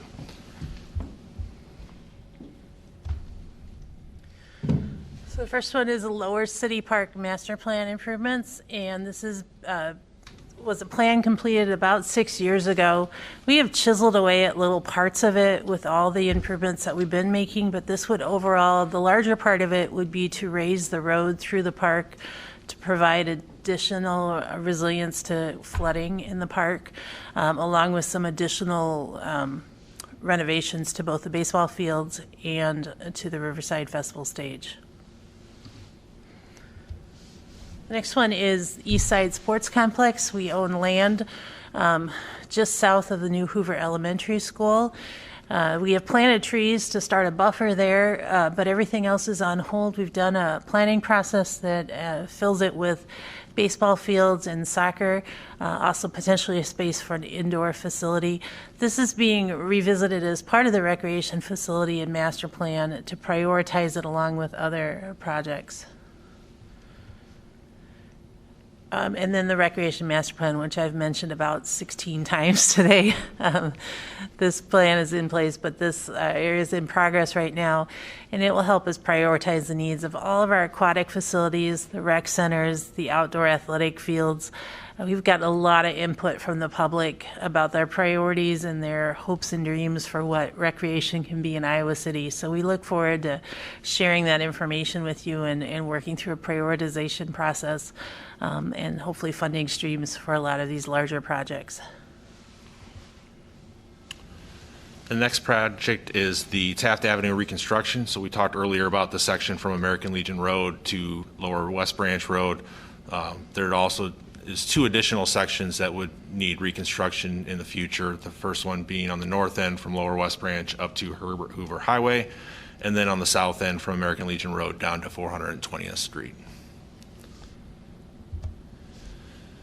A similar situation with McAllister Boulevard. We recently completed the section from Gilbert Street over to Sycamore Street. There's long-term plans to continue to extend that to the east from Sycamore Street over to Scott Boulevard.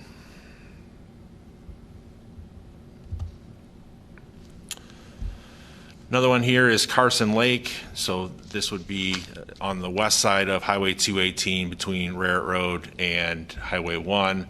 The thought here is that this would be a regional detention basin that could also serve recreational uses. So it would be a lake that could be used for recreational use as well, also, again, serving as that regional detention basin for stormwater use as well. Foster Road elevation. So as I had mentioned earlier, we have some initial money in there for a functional design. Should we choose to move forward with that, then there would need to be construction money allocated in a future year for that project. Same situation for Highway 1, Highway 6. Again, we have money in there for a study to kind of take a look at things, but there would be a need for future construction dollars. And that is the information that we have for you. Okay. All right. Any questions for staff? That was a lot of information, but really appreciate walking us through this. I did have some general questions, I guess. When we're talking about sustainability, and even just decreasing carbon emissions. And I think Councilor Burgess kind of brought that up. Is that something that you all are always reassessing on some level throughout all the projects? Yeah, I would say it's something that we're always considering on our projects. I think there's some roofing is an example where it's not always as simple as just saying adding solar panels. So I think it's something that we look at and we try to take advantage of opportunities that we do have, but kind of work through that process. And sometimes it works out and sometimes it doesn't as far as what's going to be workable for a project. Mm-hmm. I know that carpet is often something that, some of our buildings have, but there's more and more moving towards like natural concrete. Is ever that reconsidered for some projects? It has been. The trade-off with that is sound, and we're already working in some spaces that are difficult because of the number of people working in small, closed-in spaces. So it's not always the best option for that reason, but it's something that we've often considered. Mm-hmm. And then I have, I think, just a couple of more questions. For the crosswalks, I know that we have one project that has a pilot program where it's kind of heated, if I understood it correctly. Is that correct? On Muscatine Avenue, the conductive concrete? Yes. That hasn't been installed yet. Correct. Yeah. And I guess just to clarify, so it would be the sidewalk on the, adjacent to the bus stop, so it wouldn't be the actual crosswalk in the street. Okay. All right. It brings up a question just about like the ADA curb ramps. Will there be an ADA curb ramp there that will be kind of with the heated option, or no? I don't recall if the actual ramp, I don't believe, was conductive. I think it was just the sidewalk and the bus shelter pad. Okay. I just know that once we have some experience with that, it would be interesting just to see how that new pavement is. Other than that, I don't think I have anything else, but thank you all. Anyone else? I had a question throughout there. There was comments about some new traffic signals, and that, of course, they're all losing their life expectancy. Also, a friend of mine who's sight impaired commented on the speaking ones that we have downtown, and he really liked that and appreciated that. Are there plans for any of the ones that we're going to be installing? Does that add a large cost, or is it possible that we can add some more speaking signals? It does add some cost. We've basically taken the stance that we would install those at all future intersections as we make improvements to the signals. Good, thank you. Well, I have a number of, now that we've seen the budget and also the CIP portions, and are in a way going to be moving into discussions of the strategic plan. I prepared a kind of a summary of my thoughts at this point, and I've sent it to council and the city manager, to Jeff. So perhaps this might be a good time to go over those comments. Sure, just get closer to your mic. Thank you. I've tried to, insofar as we're moving toward the strategic plan, I wanted to try to place them within that context of the strategic plan, at least the goals that we have at the current time. They may be going through revision when we meet again on that. But for me, I use them as a reference for these considerations.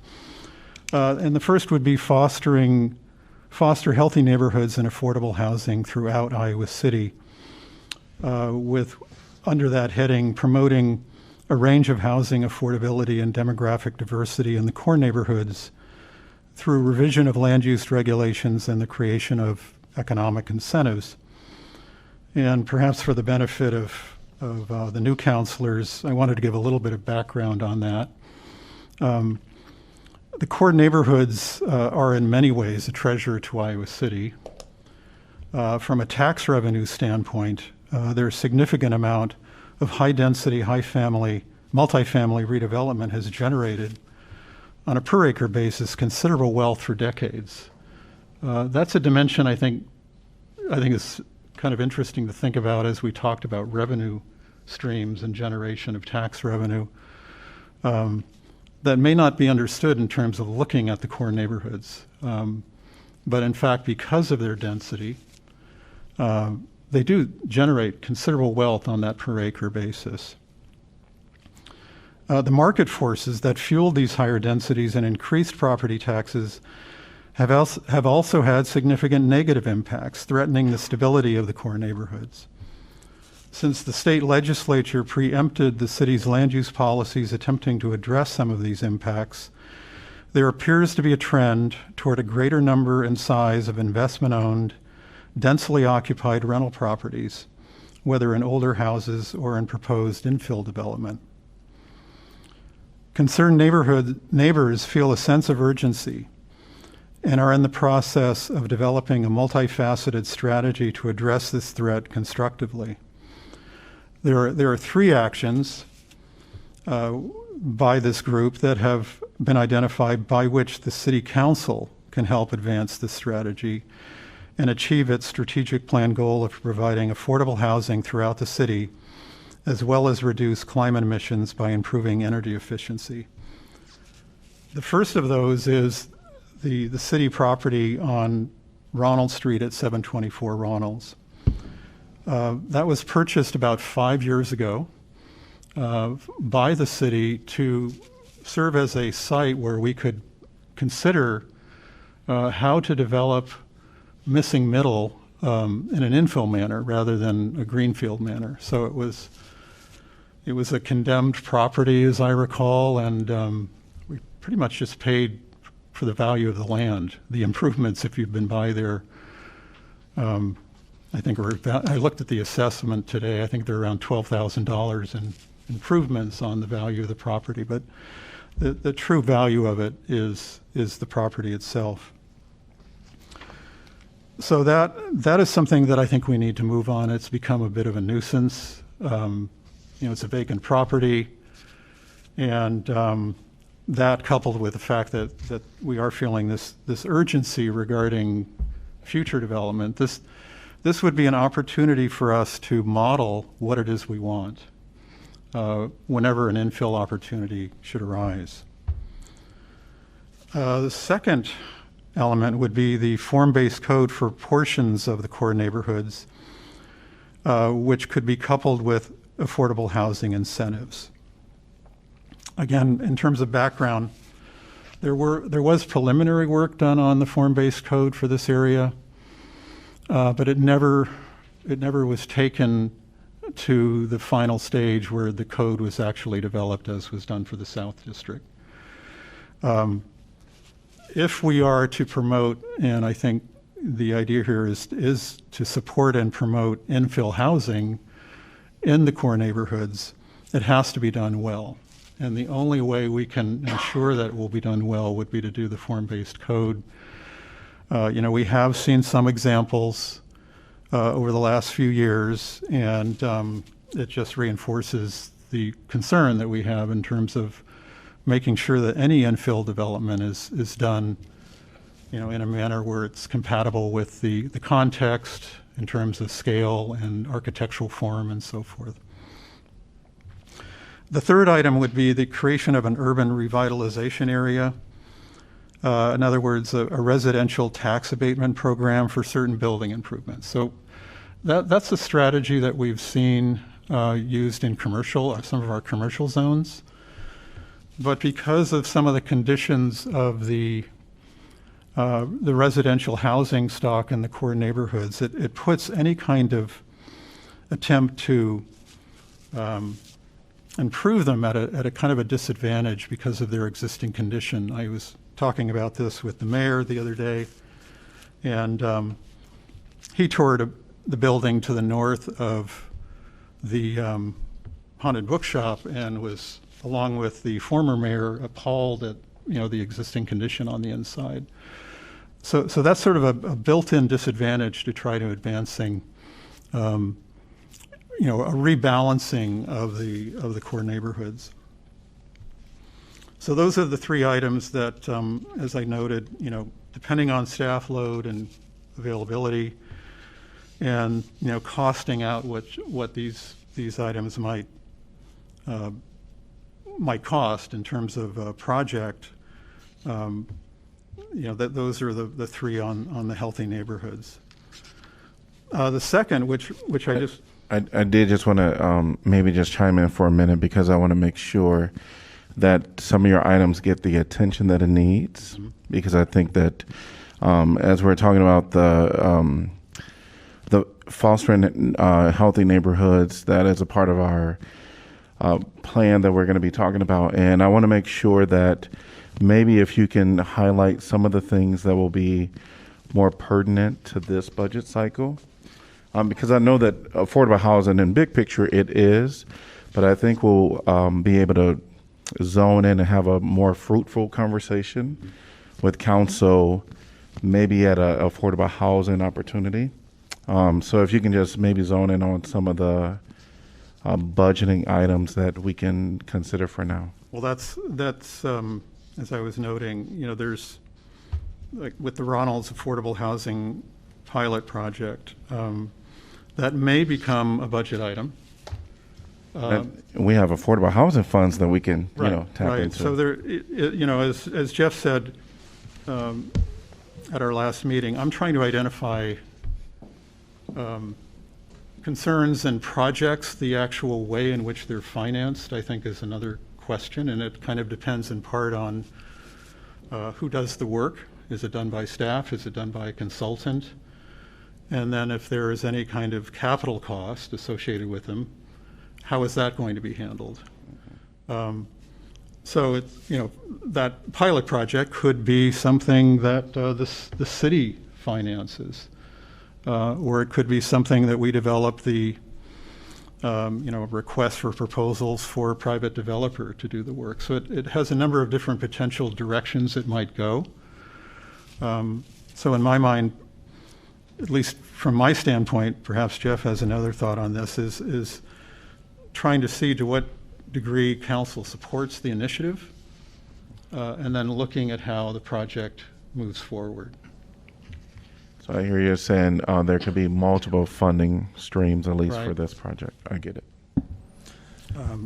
The second item is again more of a strategic plan issue, no cost associated with it as I see it, and that would be promoting the formation of neighborhood associations and also self-supporting improvement districts like we are seeing in the South District with that commercial zone. And that's in fact one of the things that this working group in the North Side is looking at. My understanding is they can be considered for historic properties. So that may be another strategy that would be part of this multifaceted strategy. The second goal would be enhancing community mobility, which I would add, and access to opportunities for all residents. And under that heading would be to improve the two critical dimensions of freedom of movement and access to opportunities throughout the year, emphasizing safety and comfort with special consideration for young children, youth, persons with disabilities, and the elderly. So under that heading would be some projects for you to consider. One would be one that we have talked about in the past year, and that would be this question of snow removal at curb ramps, bus stops, and along bike lanes. And I attached in the email that I sent to you the Cedar Rapids 2019 Pedestrian Master Plan, partly because I know there are a lot of concerns about what is this project that we're talking about? What's the scope of it? And again, I think that's something that we as a council will need to consider if we support the idea. But what the Cedar Rapids plan suggested was, which was, just 2 years ago, identifying priority areas for its application, first of all. There's a recognition that depending on the scope, this can be an expensive item. And so the Cedar Rapids plan did identify a number of priority zones based on the level of activity of pedestrian movement in Cedar Rapids. I think a similar thing could be done for Iowa City. And in fact, I suspect the pedestrian activity in certainly the center of town may be as high as anywhere in the state of Iowa. As I mentioned earlier, these higher densities, which the core neighborhoods have, there is a real reliance on pedestrian infrastructure by those residents. So that's one item that could result in a budget cost. Obviously at this point, we're not going to be able to apply this to the current season that we're in, but I would hope we could have a plan in place for winter of next year to develop, this approach. The second item would be creating safe and enjoyable and comfortable streets for all forms of mobility, with an emphasis on the major thoroughfares. And I think the key issue here that I see is that Many of our major thoroughfares are what might be called unsafe by design. What we could do with redesigning those streets is to make sure they self-regulate, which essentially would be prioritizing public safety over vehicle speed. Streets in an urban context with more than one lane in any one direction tend to have the most negative impacts. If we were to be successful in better self-regulating our streets, that should reduce police officer-initiated traffic stops and city personnel responding to crashes, which, you know, we heard about from our fire chief, the degree to which our fire department responds to emergency responses. I'm sure they are often, if not always, involved in responding to crashes. This may result in less officer interaction with the public, thus freeing up more officer time and department resources for priority activities. So what are the projects that would fall under that category? We talked about the reversion of Market and Jefferson to two-way traffic. I'm pleased to see it back in the CIP. I would certainly, given that this was identified as a high priority or first priority in the Streetscape Master Plan, which was adopted in 2014, that we could move it up perhaps to 2023-24. Right now it's in the 25-26 fiscal year. In addition to that, I would hope we could, I would basically like to have an update in terms of the schedule for Gilbert Street. It's kind of been, again, many of these projects have been on our strategic plan or, you know, noted as things that we should be moving forward on, and I really just want an update on that. Although I would say, and I will perhaps point to this as well, is at this moment is I've mentioned my concern with the safety that we are achieving on our current bike lane systems. So I would suggest that it's been 5 years since our bicycle master plan has been adopted, and we did not receive that gold status that we've been seeking since 2016. And one of the reasons, I think, based on the comments of the evaluation, was that our system is not sufficiently friendly to people of all ages. And I've kind of shared that concern. So it seems to me after 5 years, maybe it's time to revisit our master plan and see if there are any changes to the work that we're doing to better ensure that they are truly accessible to persons of all ages. Another project that I've certainly been posing to council and staff would be Burlington Street. I was just looking at the downtown riverfront crossings master plan, which was done about 10 years ago. And they did a geographic mapping exercise as a part of that master plan. And among the comments was Burlington Street is a barrier, address it. The suggestion that I've been posing would be flexibly using the curb lanes. It's a 5-lane thoroughfare. The curb lanes for parking during off-peak traffic hours. That's a strategy that's often used in cities which see kind of a variable volume of traffic. And they want to try to make sure that the roadways capacity is kind of consistent with that volume of traffic and provide parking opportunities when they're available. Yesterday, the Downtown District's Legislative Committee gave tentative support to that pilot project, which is what I'm suggesting again, is not to, as I did several years ago on Washington Street with the signalization at Lynn and Dubuque, this provides there and with Burlington an opportunity to test an idea, without investing large sums of money, to see if in fact this concept of flexibly using the curb lanes is viable or not.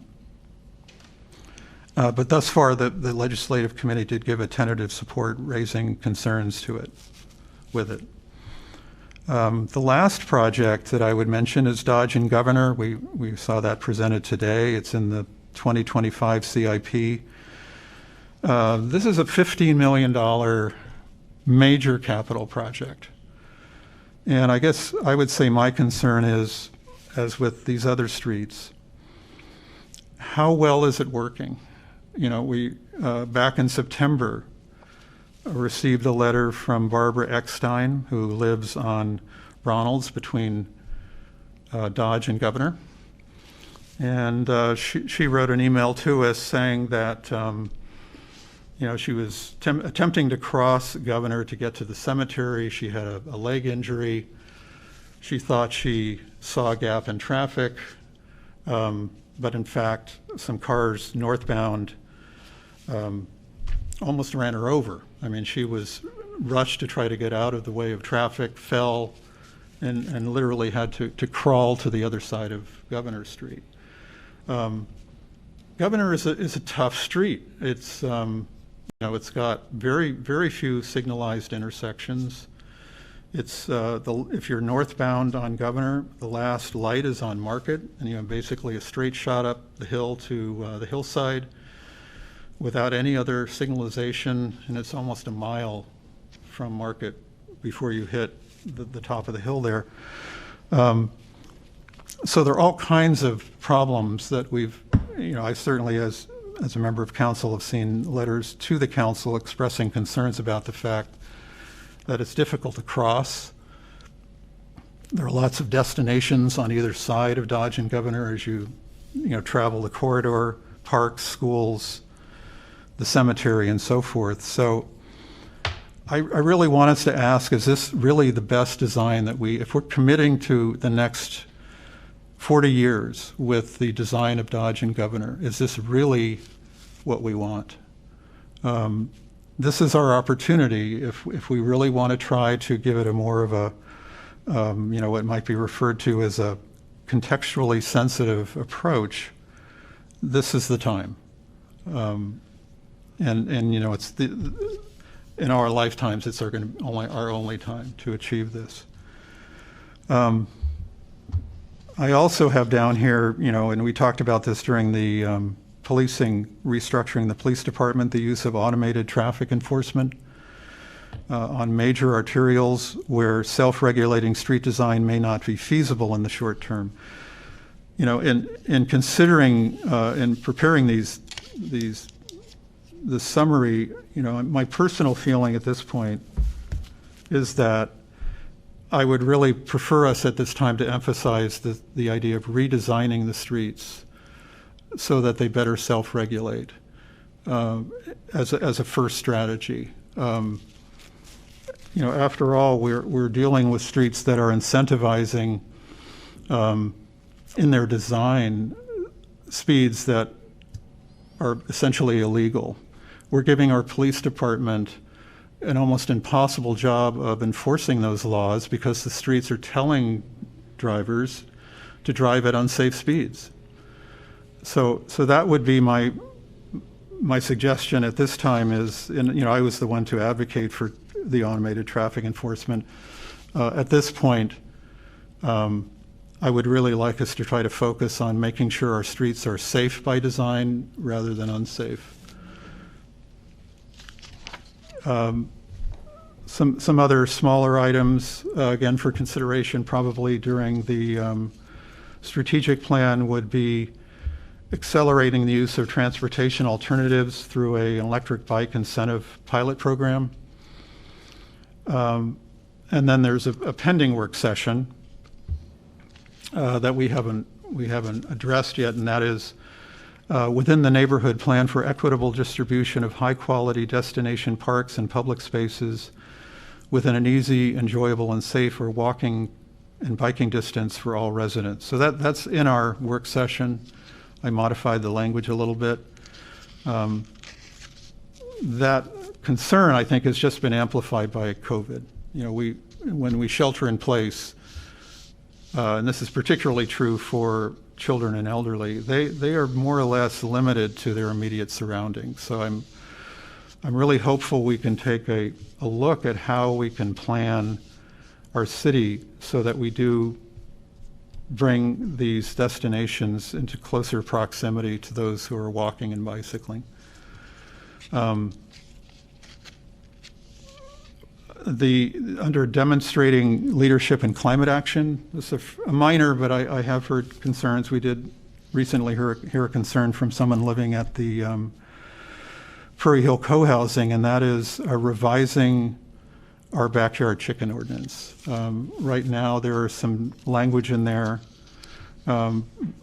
which limits where you can have chickens. Currently, it's single-family residential. And then there's also a requirement that you get the permission of your neighbors. I will say, make sure we're keeping it to a budget item. That's more strategic right, planning. I just wanted to, you know. Not notice to the public. Yeah, this has no cost associated with it. But I just wanted to put it out there so you had some time to think about it.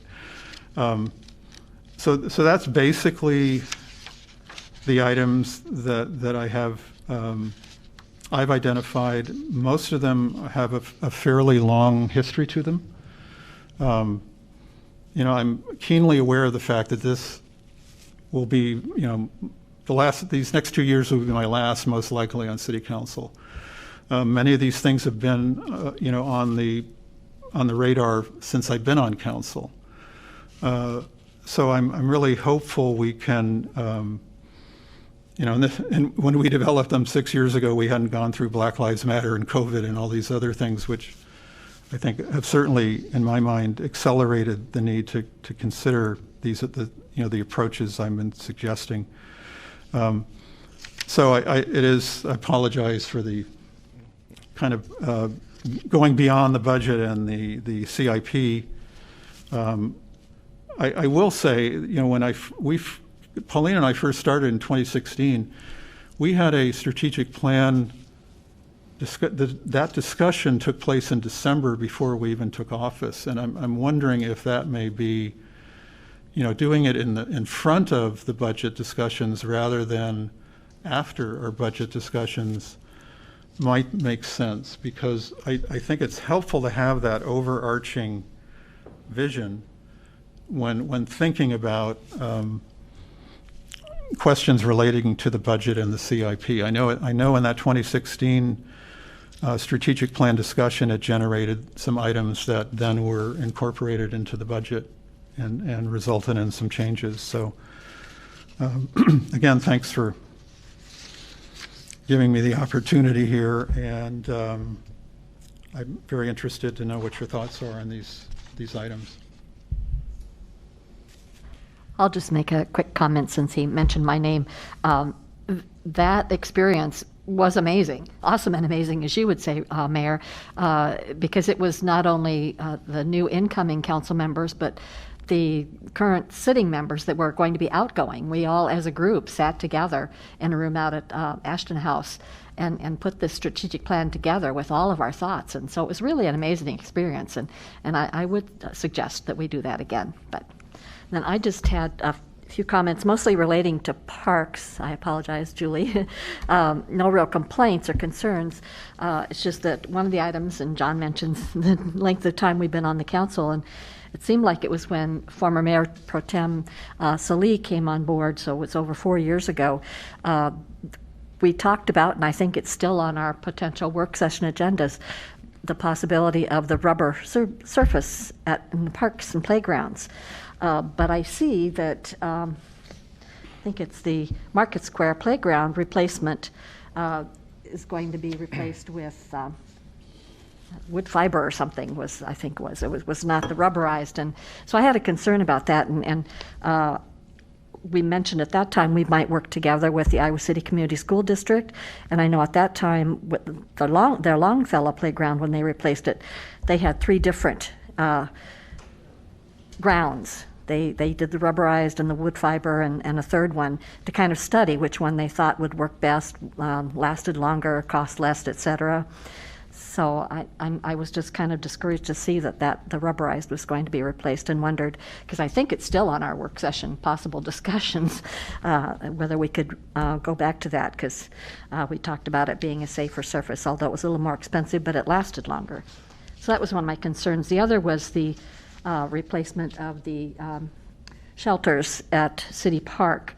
I know we got a letter, but even before we got the letter, that kind of did red flags from you, because City Park and those shelters I've seen over the years as a great venue for people for large gatherings. And I know it's been limited lately because of COVID, but it actually, with those open air shelters, is a better place for people to gather. They felt safer being in the outdoors with the open air. Parks have always been, to me, synonymous with picnics, and it's a lot nicer to have a picnic inside a shelter if you've got a large group. But along with that, if we can't do that, if we're thinking that there's not a need for that, I would hope that perhaps we're planning to add some picnic tables, something for these people that see the park as a gathering place for picnics, would have some place to sit and eat and be comfortable. Particularly in a shady spot, not out in the sun, direct sun, but with the new trees and et cetera. So those were just my concerns. That's all. I'll just quickly respond, and there's a Parks Commission meeting that started at 5, so that's why Julie had to leave. Otherwise, I'd be deferring to her. But regarding the surfacing, that's certainly something your Parks Commission has talked quite a bit about, and you should be seeing a lot more of that rubber surfacing throughout our system. So they're taking that kind of geographic analysis approach to all these projects. You've seen some rubberized surfacing come up at City Park, at Weatherby Park, Willow Creek Park are some recent examples of projects that we've done where we've just incorporated either all or a portion of that playground with rubber surfacing. So just want you to know that your Parks Commission is paying very close attention to that issue. And yes, we are able to kind of learn from some of those early experiences from the school district as well.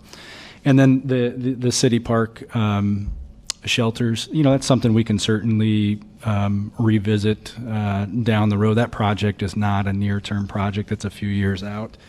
Looks to me like it's a 24 project, and particularly, as Julie mentioned, with the Upper City Park, we're going to hit that pretty hard with the master plan. So I think we'll be able to spend some time. We can kind of flag council's interest in analyzing shelter locations and number of shelters and that sort of thing. But I wouldn't worry about spending too much time on that now, since that project's a few years down the road. Thank you. Any other comments? I had a quick question about the digester project. You had mentioned something about it, the replacement being needed because of a mineral buildup that was in turn caused by phosphorus that was being treated. And maybe it's something that's been talked about in earlier council sessions, so I'm new, so I'm catching me up to speed. Just curious if it's if there's anything, is this a repair that's being sped up or caused more soon because of this phosphorus issue? Any ideas on where this is coming from? Is this something that we should be thinking about? Just kind of some background on that, just to know what's sort of driving that. Yeah, so when we did our last plant upgrade, we changed the process and a little bit of the process and how the wastewater is treated.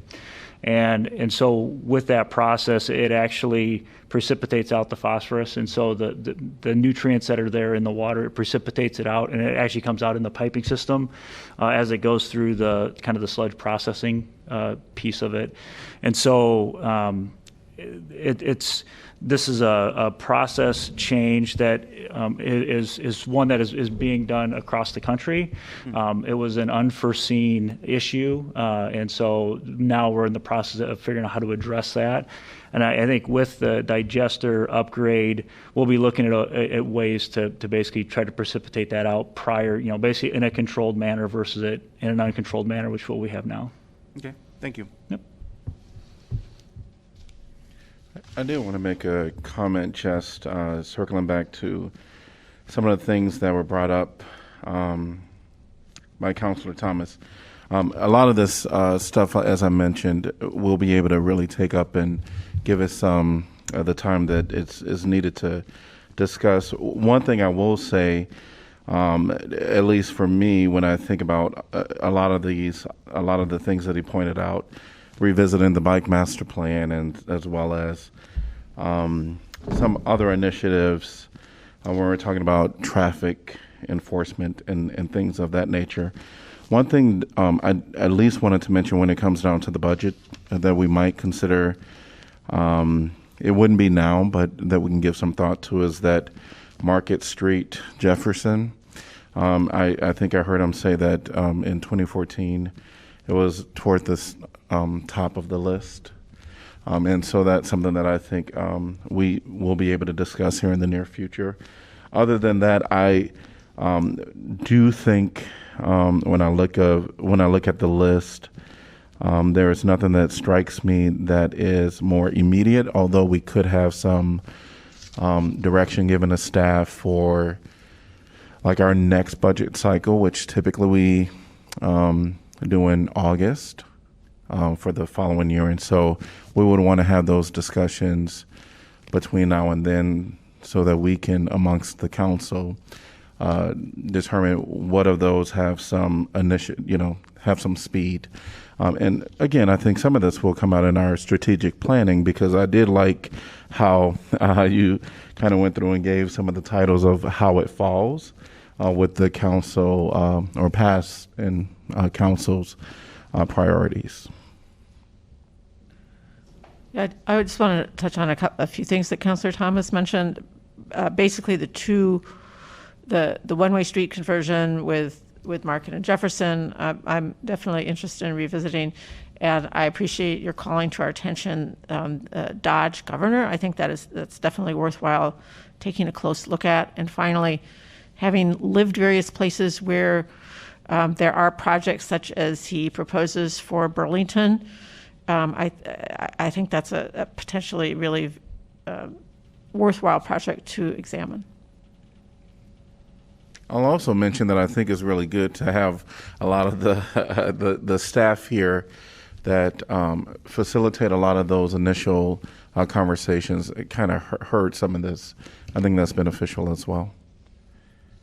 Just real quick, the Market Jefferson, as you have deliberations, if you want to move that up, we really don't think there's any way to get that project done start to finish until 24. That would be the earliest that we could do that.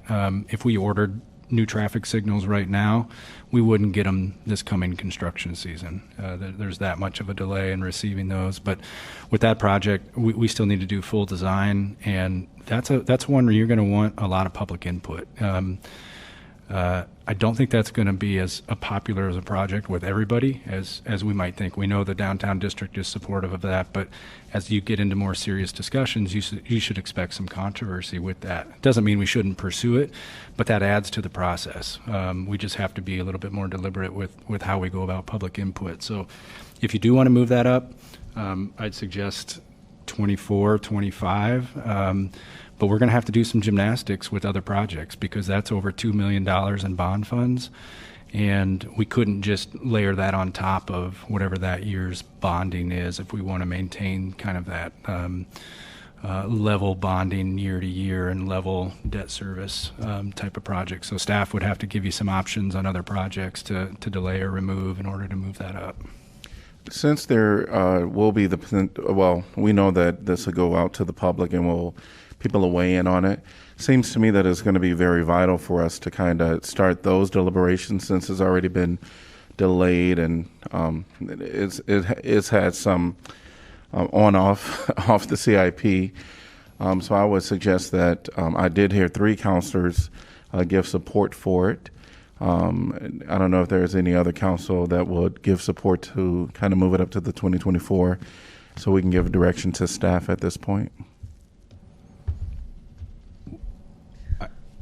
I'm certainly interested. I didn't know if this was like a session in which indicating that kind of interest actually is this just moving forward in next steps of being able to look at this, or is this the moment at which we're saying, okay, now this is 20? It's all budget, so you can, yes. Okay. I mean, I know that this has been on the radar and it has been something desired for several years, 10 years now. So I'm also mindful that big changes create big reactions, and so I think that it does make sense to get public input, and probably sooner rather than later, because this is just going to potentially keep getting down the road. So Does sound like we have a support of 4, so we'll direct staff to do that.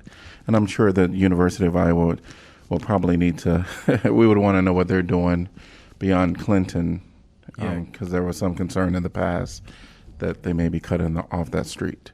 Can I just get some clarification? What is the direction? Are you asking us to move the construction up to 24? That is what. The design up to 23, or 24. I heard 23, 24 from Councilor Thomas, and with your concerns about how fast it can go, do we have direction for 2024? The design or construction? I would assume construction. Okay. So do you want us to start design? We would typically start design a year earlier. Are you saying you want that design to start in 22? Correct. To get the ball moving, because there's a lot of elements to it. Okay. So we're going to have to come back to you probably at Tuesday and work through some gymnastics on other projects here, because like I said, we're gonna have to move some things around to make the bonding work, unless you want to bond more in that particular year, and we'll just have to explain the implications there. Okay. Yeah, I think we would just want to be really careful about understanding what that might mean, like our deadline for increasing our debt service levy, for example. I don't know if, Jeff, if you're going that far, if that's what you're saying, that we would need to have additional capacity that we would be raising taxes for to move it up that fast? I think that's what we need to look at. If there's not a willingness to delay something else or push something else back, then yes, we might have to have that conversation. Well, what I was sort of clumsily saying is that I would like to know what, without saying, yes, let's move, let me start over. I would like to know what the potential things that would be removed would be, so that we can make a decision about the relative value of whether we move forward with the two-way, of that jumping forward in the plans and the execution of them, in relation to what the other projects are that would be pushed back or removed altogether. So that was actually what I was attempting to say. It was not that I was giving a thumbs up unremittingly. I would like to know the context of, like, if we're doing this, what can we not do in its place? So yeah, and I think that's fair. Thank you for allowing me to revisit that. Yeah, I think that's fair, at least for all of us. We need to know what we're talking about in big picture. And so at least we're directing staff to kind of bring us some information back. Yeah. With we have to state when we would like it as the 2024, and then move forward from there. But we will have still that ability to get some information to make a final decision. Okay. Because it does have a domino effect on other Correct. projects. Thank you.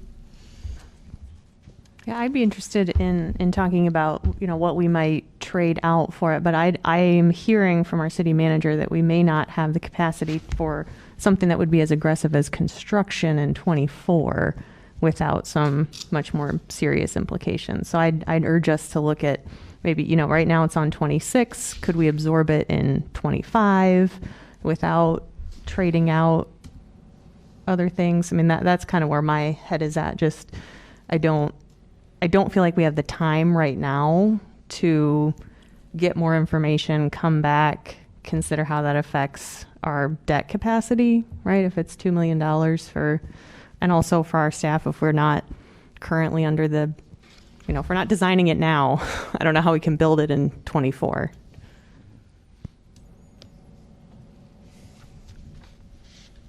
Yeah, I think that makes sense. I think I can agree that we can look at maybe, it sounds like we're talking about two options, moving it up a year sooner or 2 years sooner, right? And so, from 26 to 25 or from 26 to 24. So depending on which one of those is the most feasible, I do agree this is something that does seem like a good idea to pursue. And it, obviously I've been caught up on some of the history behind it. So, but I think, Councilmember Alter and Burgess have said that it would be good to sort of see which dominoes that affects, those two different sorts of options. So, yeah, so what we'll do is we'll discuss it internally and try to get you something. It'll probably be in your late handouts for Tuesday. We'll have some budget time, or some work session time reserved for budget, and we'll just give you some preliminary scenarios on Tuesday, and let you know kind of how we think that could work to move it up a year or two. Okay. Is there an appetite? There were a number of suggestions that don't necessarily, some have a specific timeline, and others are suggestions about, what makes for a more livable city. And is there an appetite to sort of bundle those into getting some public opinion well in advance of whether this is now on the table about deciding them, just so we can start gathering input? So for instance, I agree, I think it's a great idea to talk about parking on Burlington during off-peak hours. I'm one person.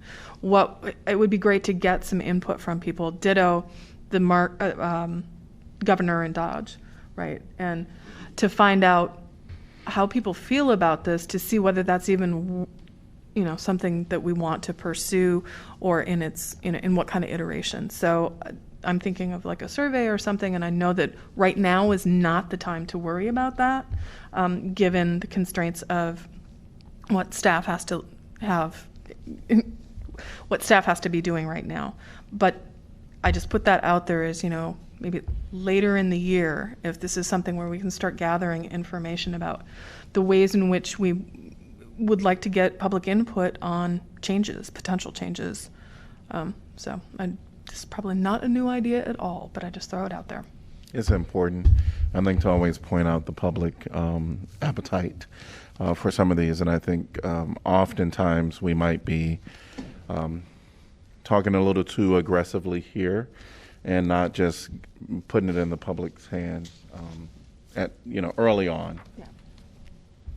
Well, I just want to voice some support for things that Councilor Thomas said in the bigger picture. And Mayor, as you said, having staff here, and my apologies, we're holding everybody now almost to 5:30. But I do think from a strategic planning perspective, being able to tie the projects as they are in our budget book, every single one says, how does this match the strategic plan objectives or priorities?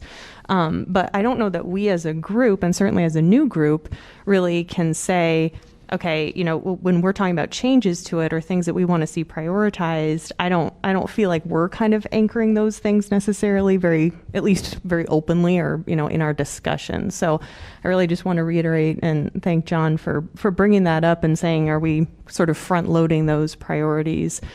We talk about how much money we're spending on roads and street reconstruction and car-centric mobility, and I really think that John, what you said about making our communities as accessible and livable for children, for disabled people, for the elderly, and kind of de-emphasizing our reliance on motor vehicles.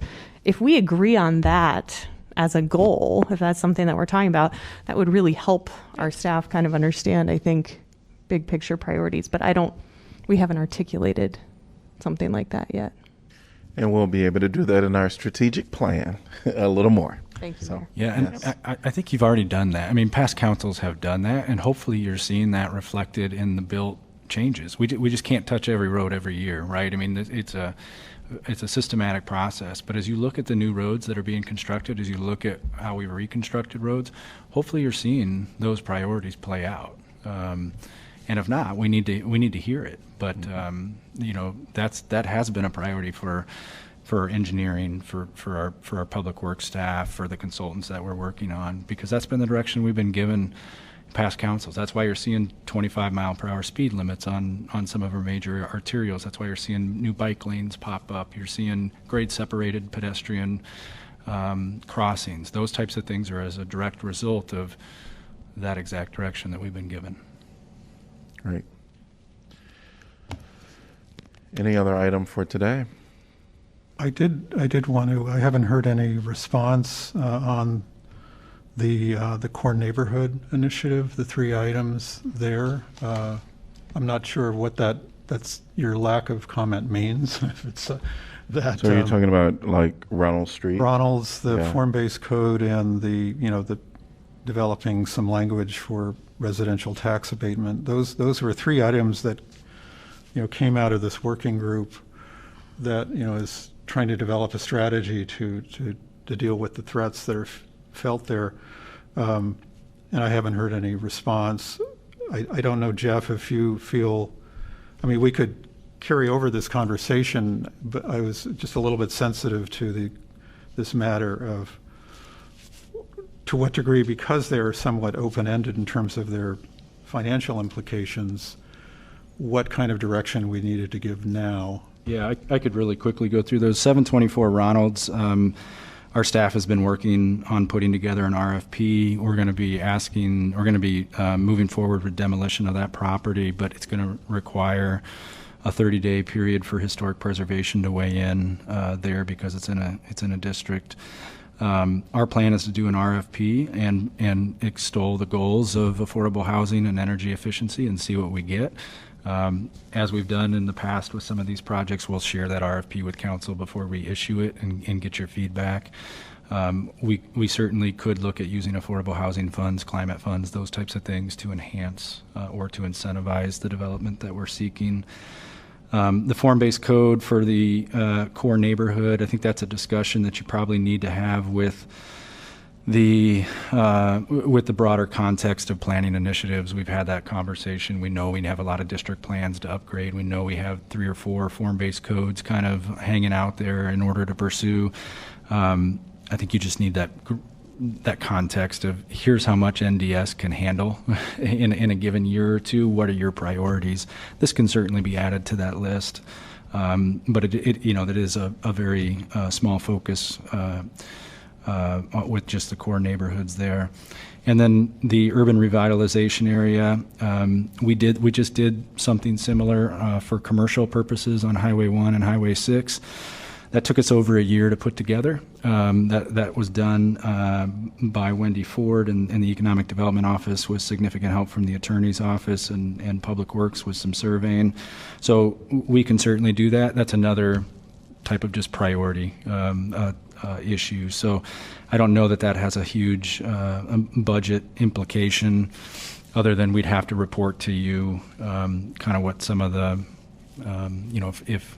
if taxes are being abated, obviously that could put some strain on the budget. But in terms of just the mechanics of pulling it together, you're looking at probably a year plus of periodic staff work to advance that.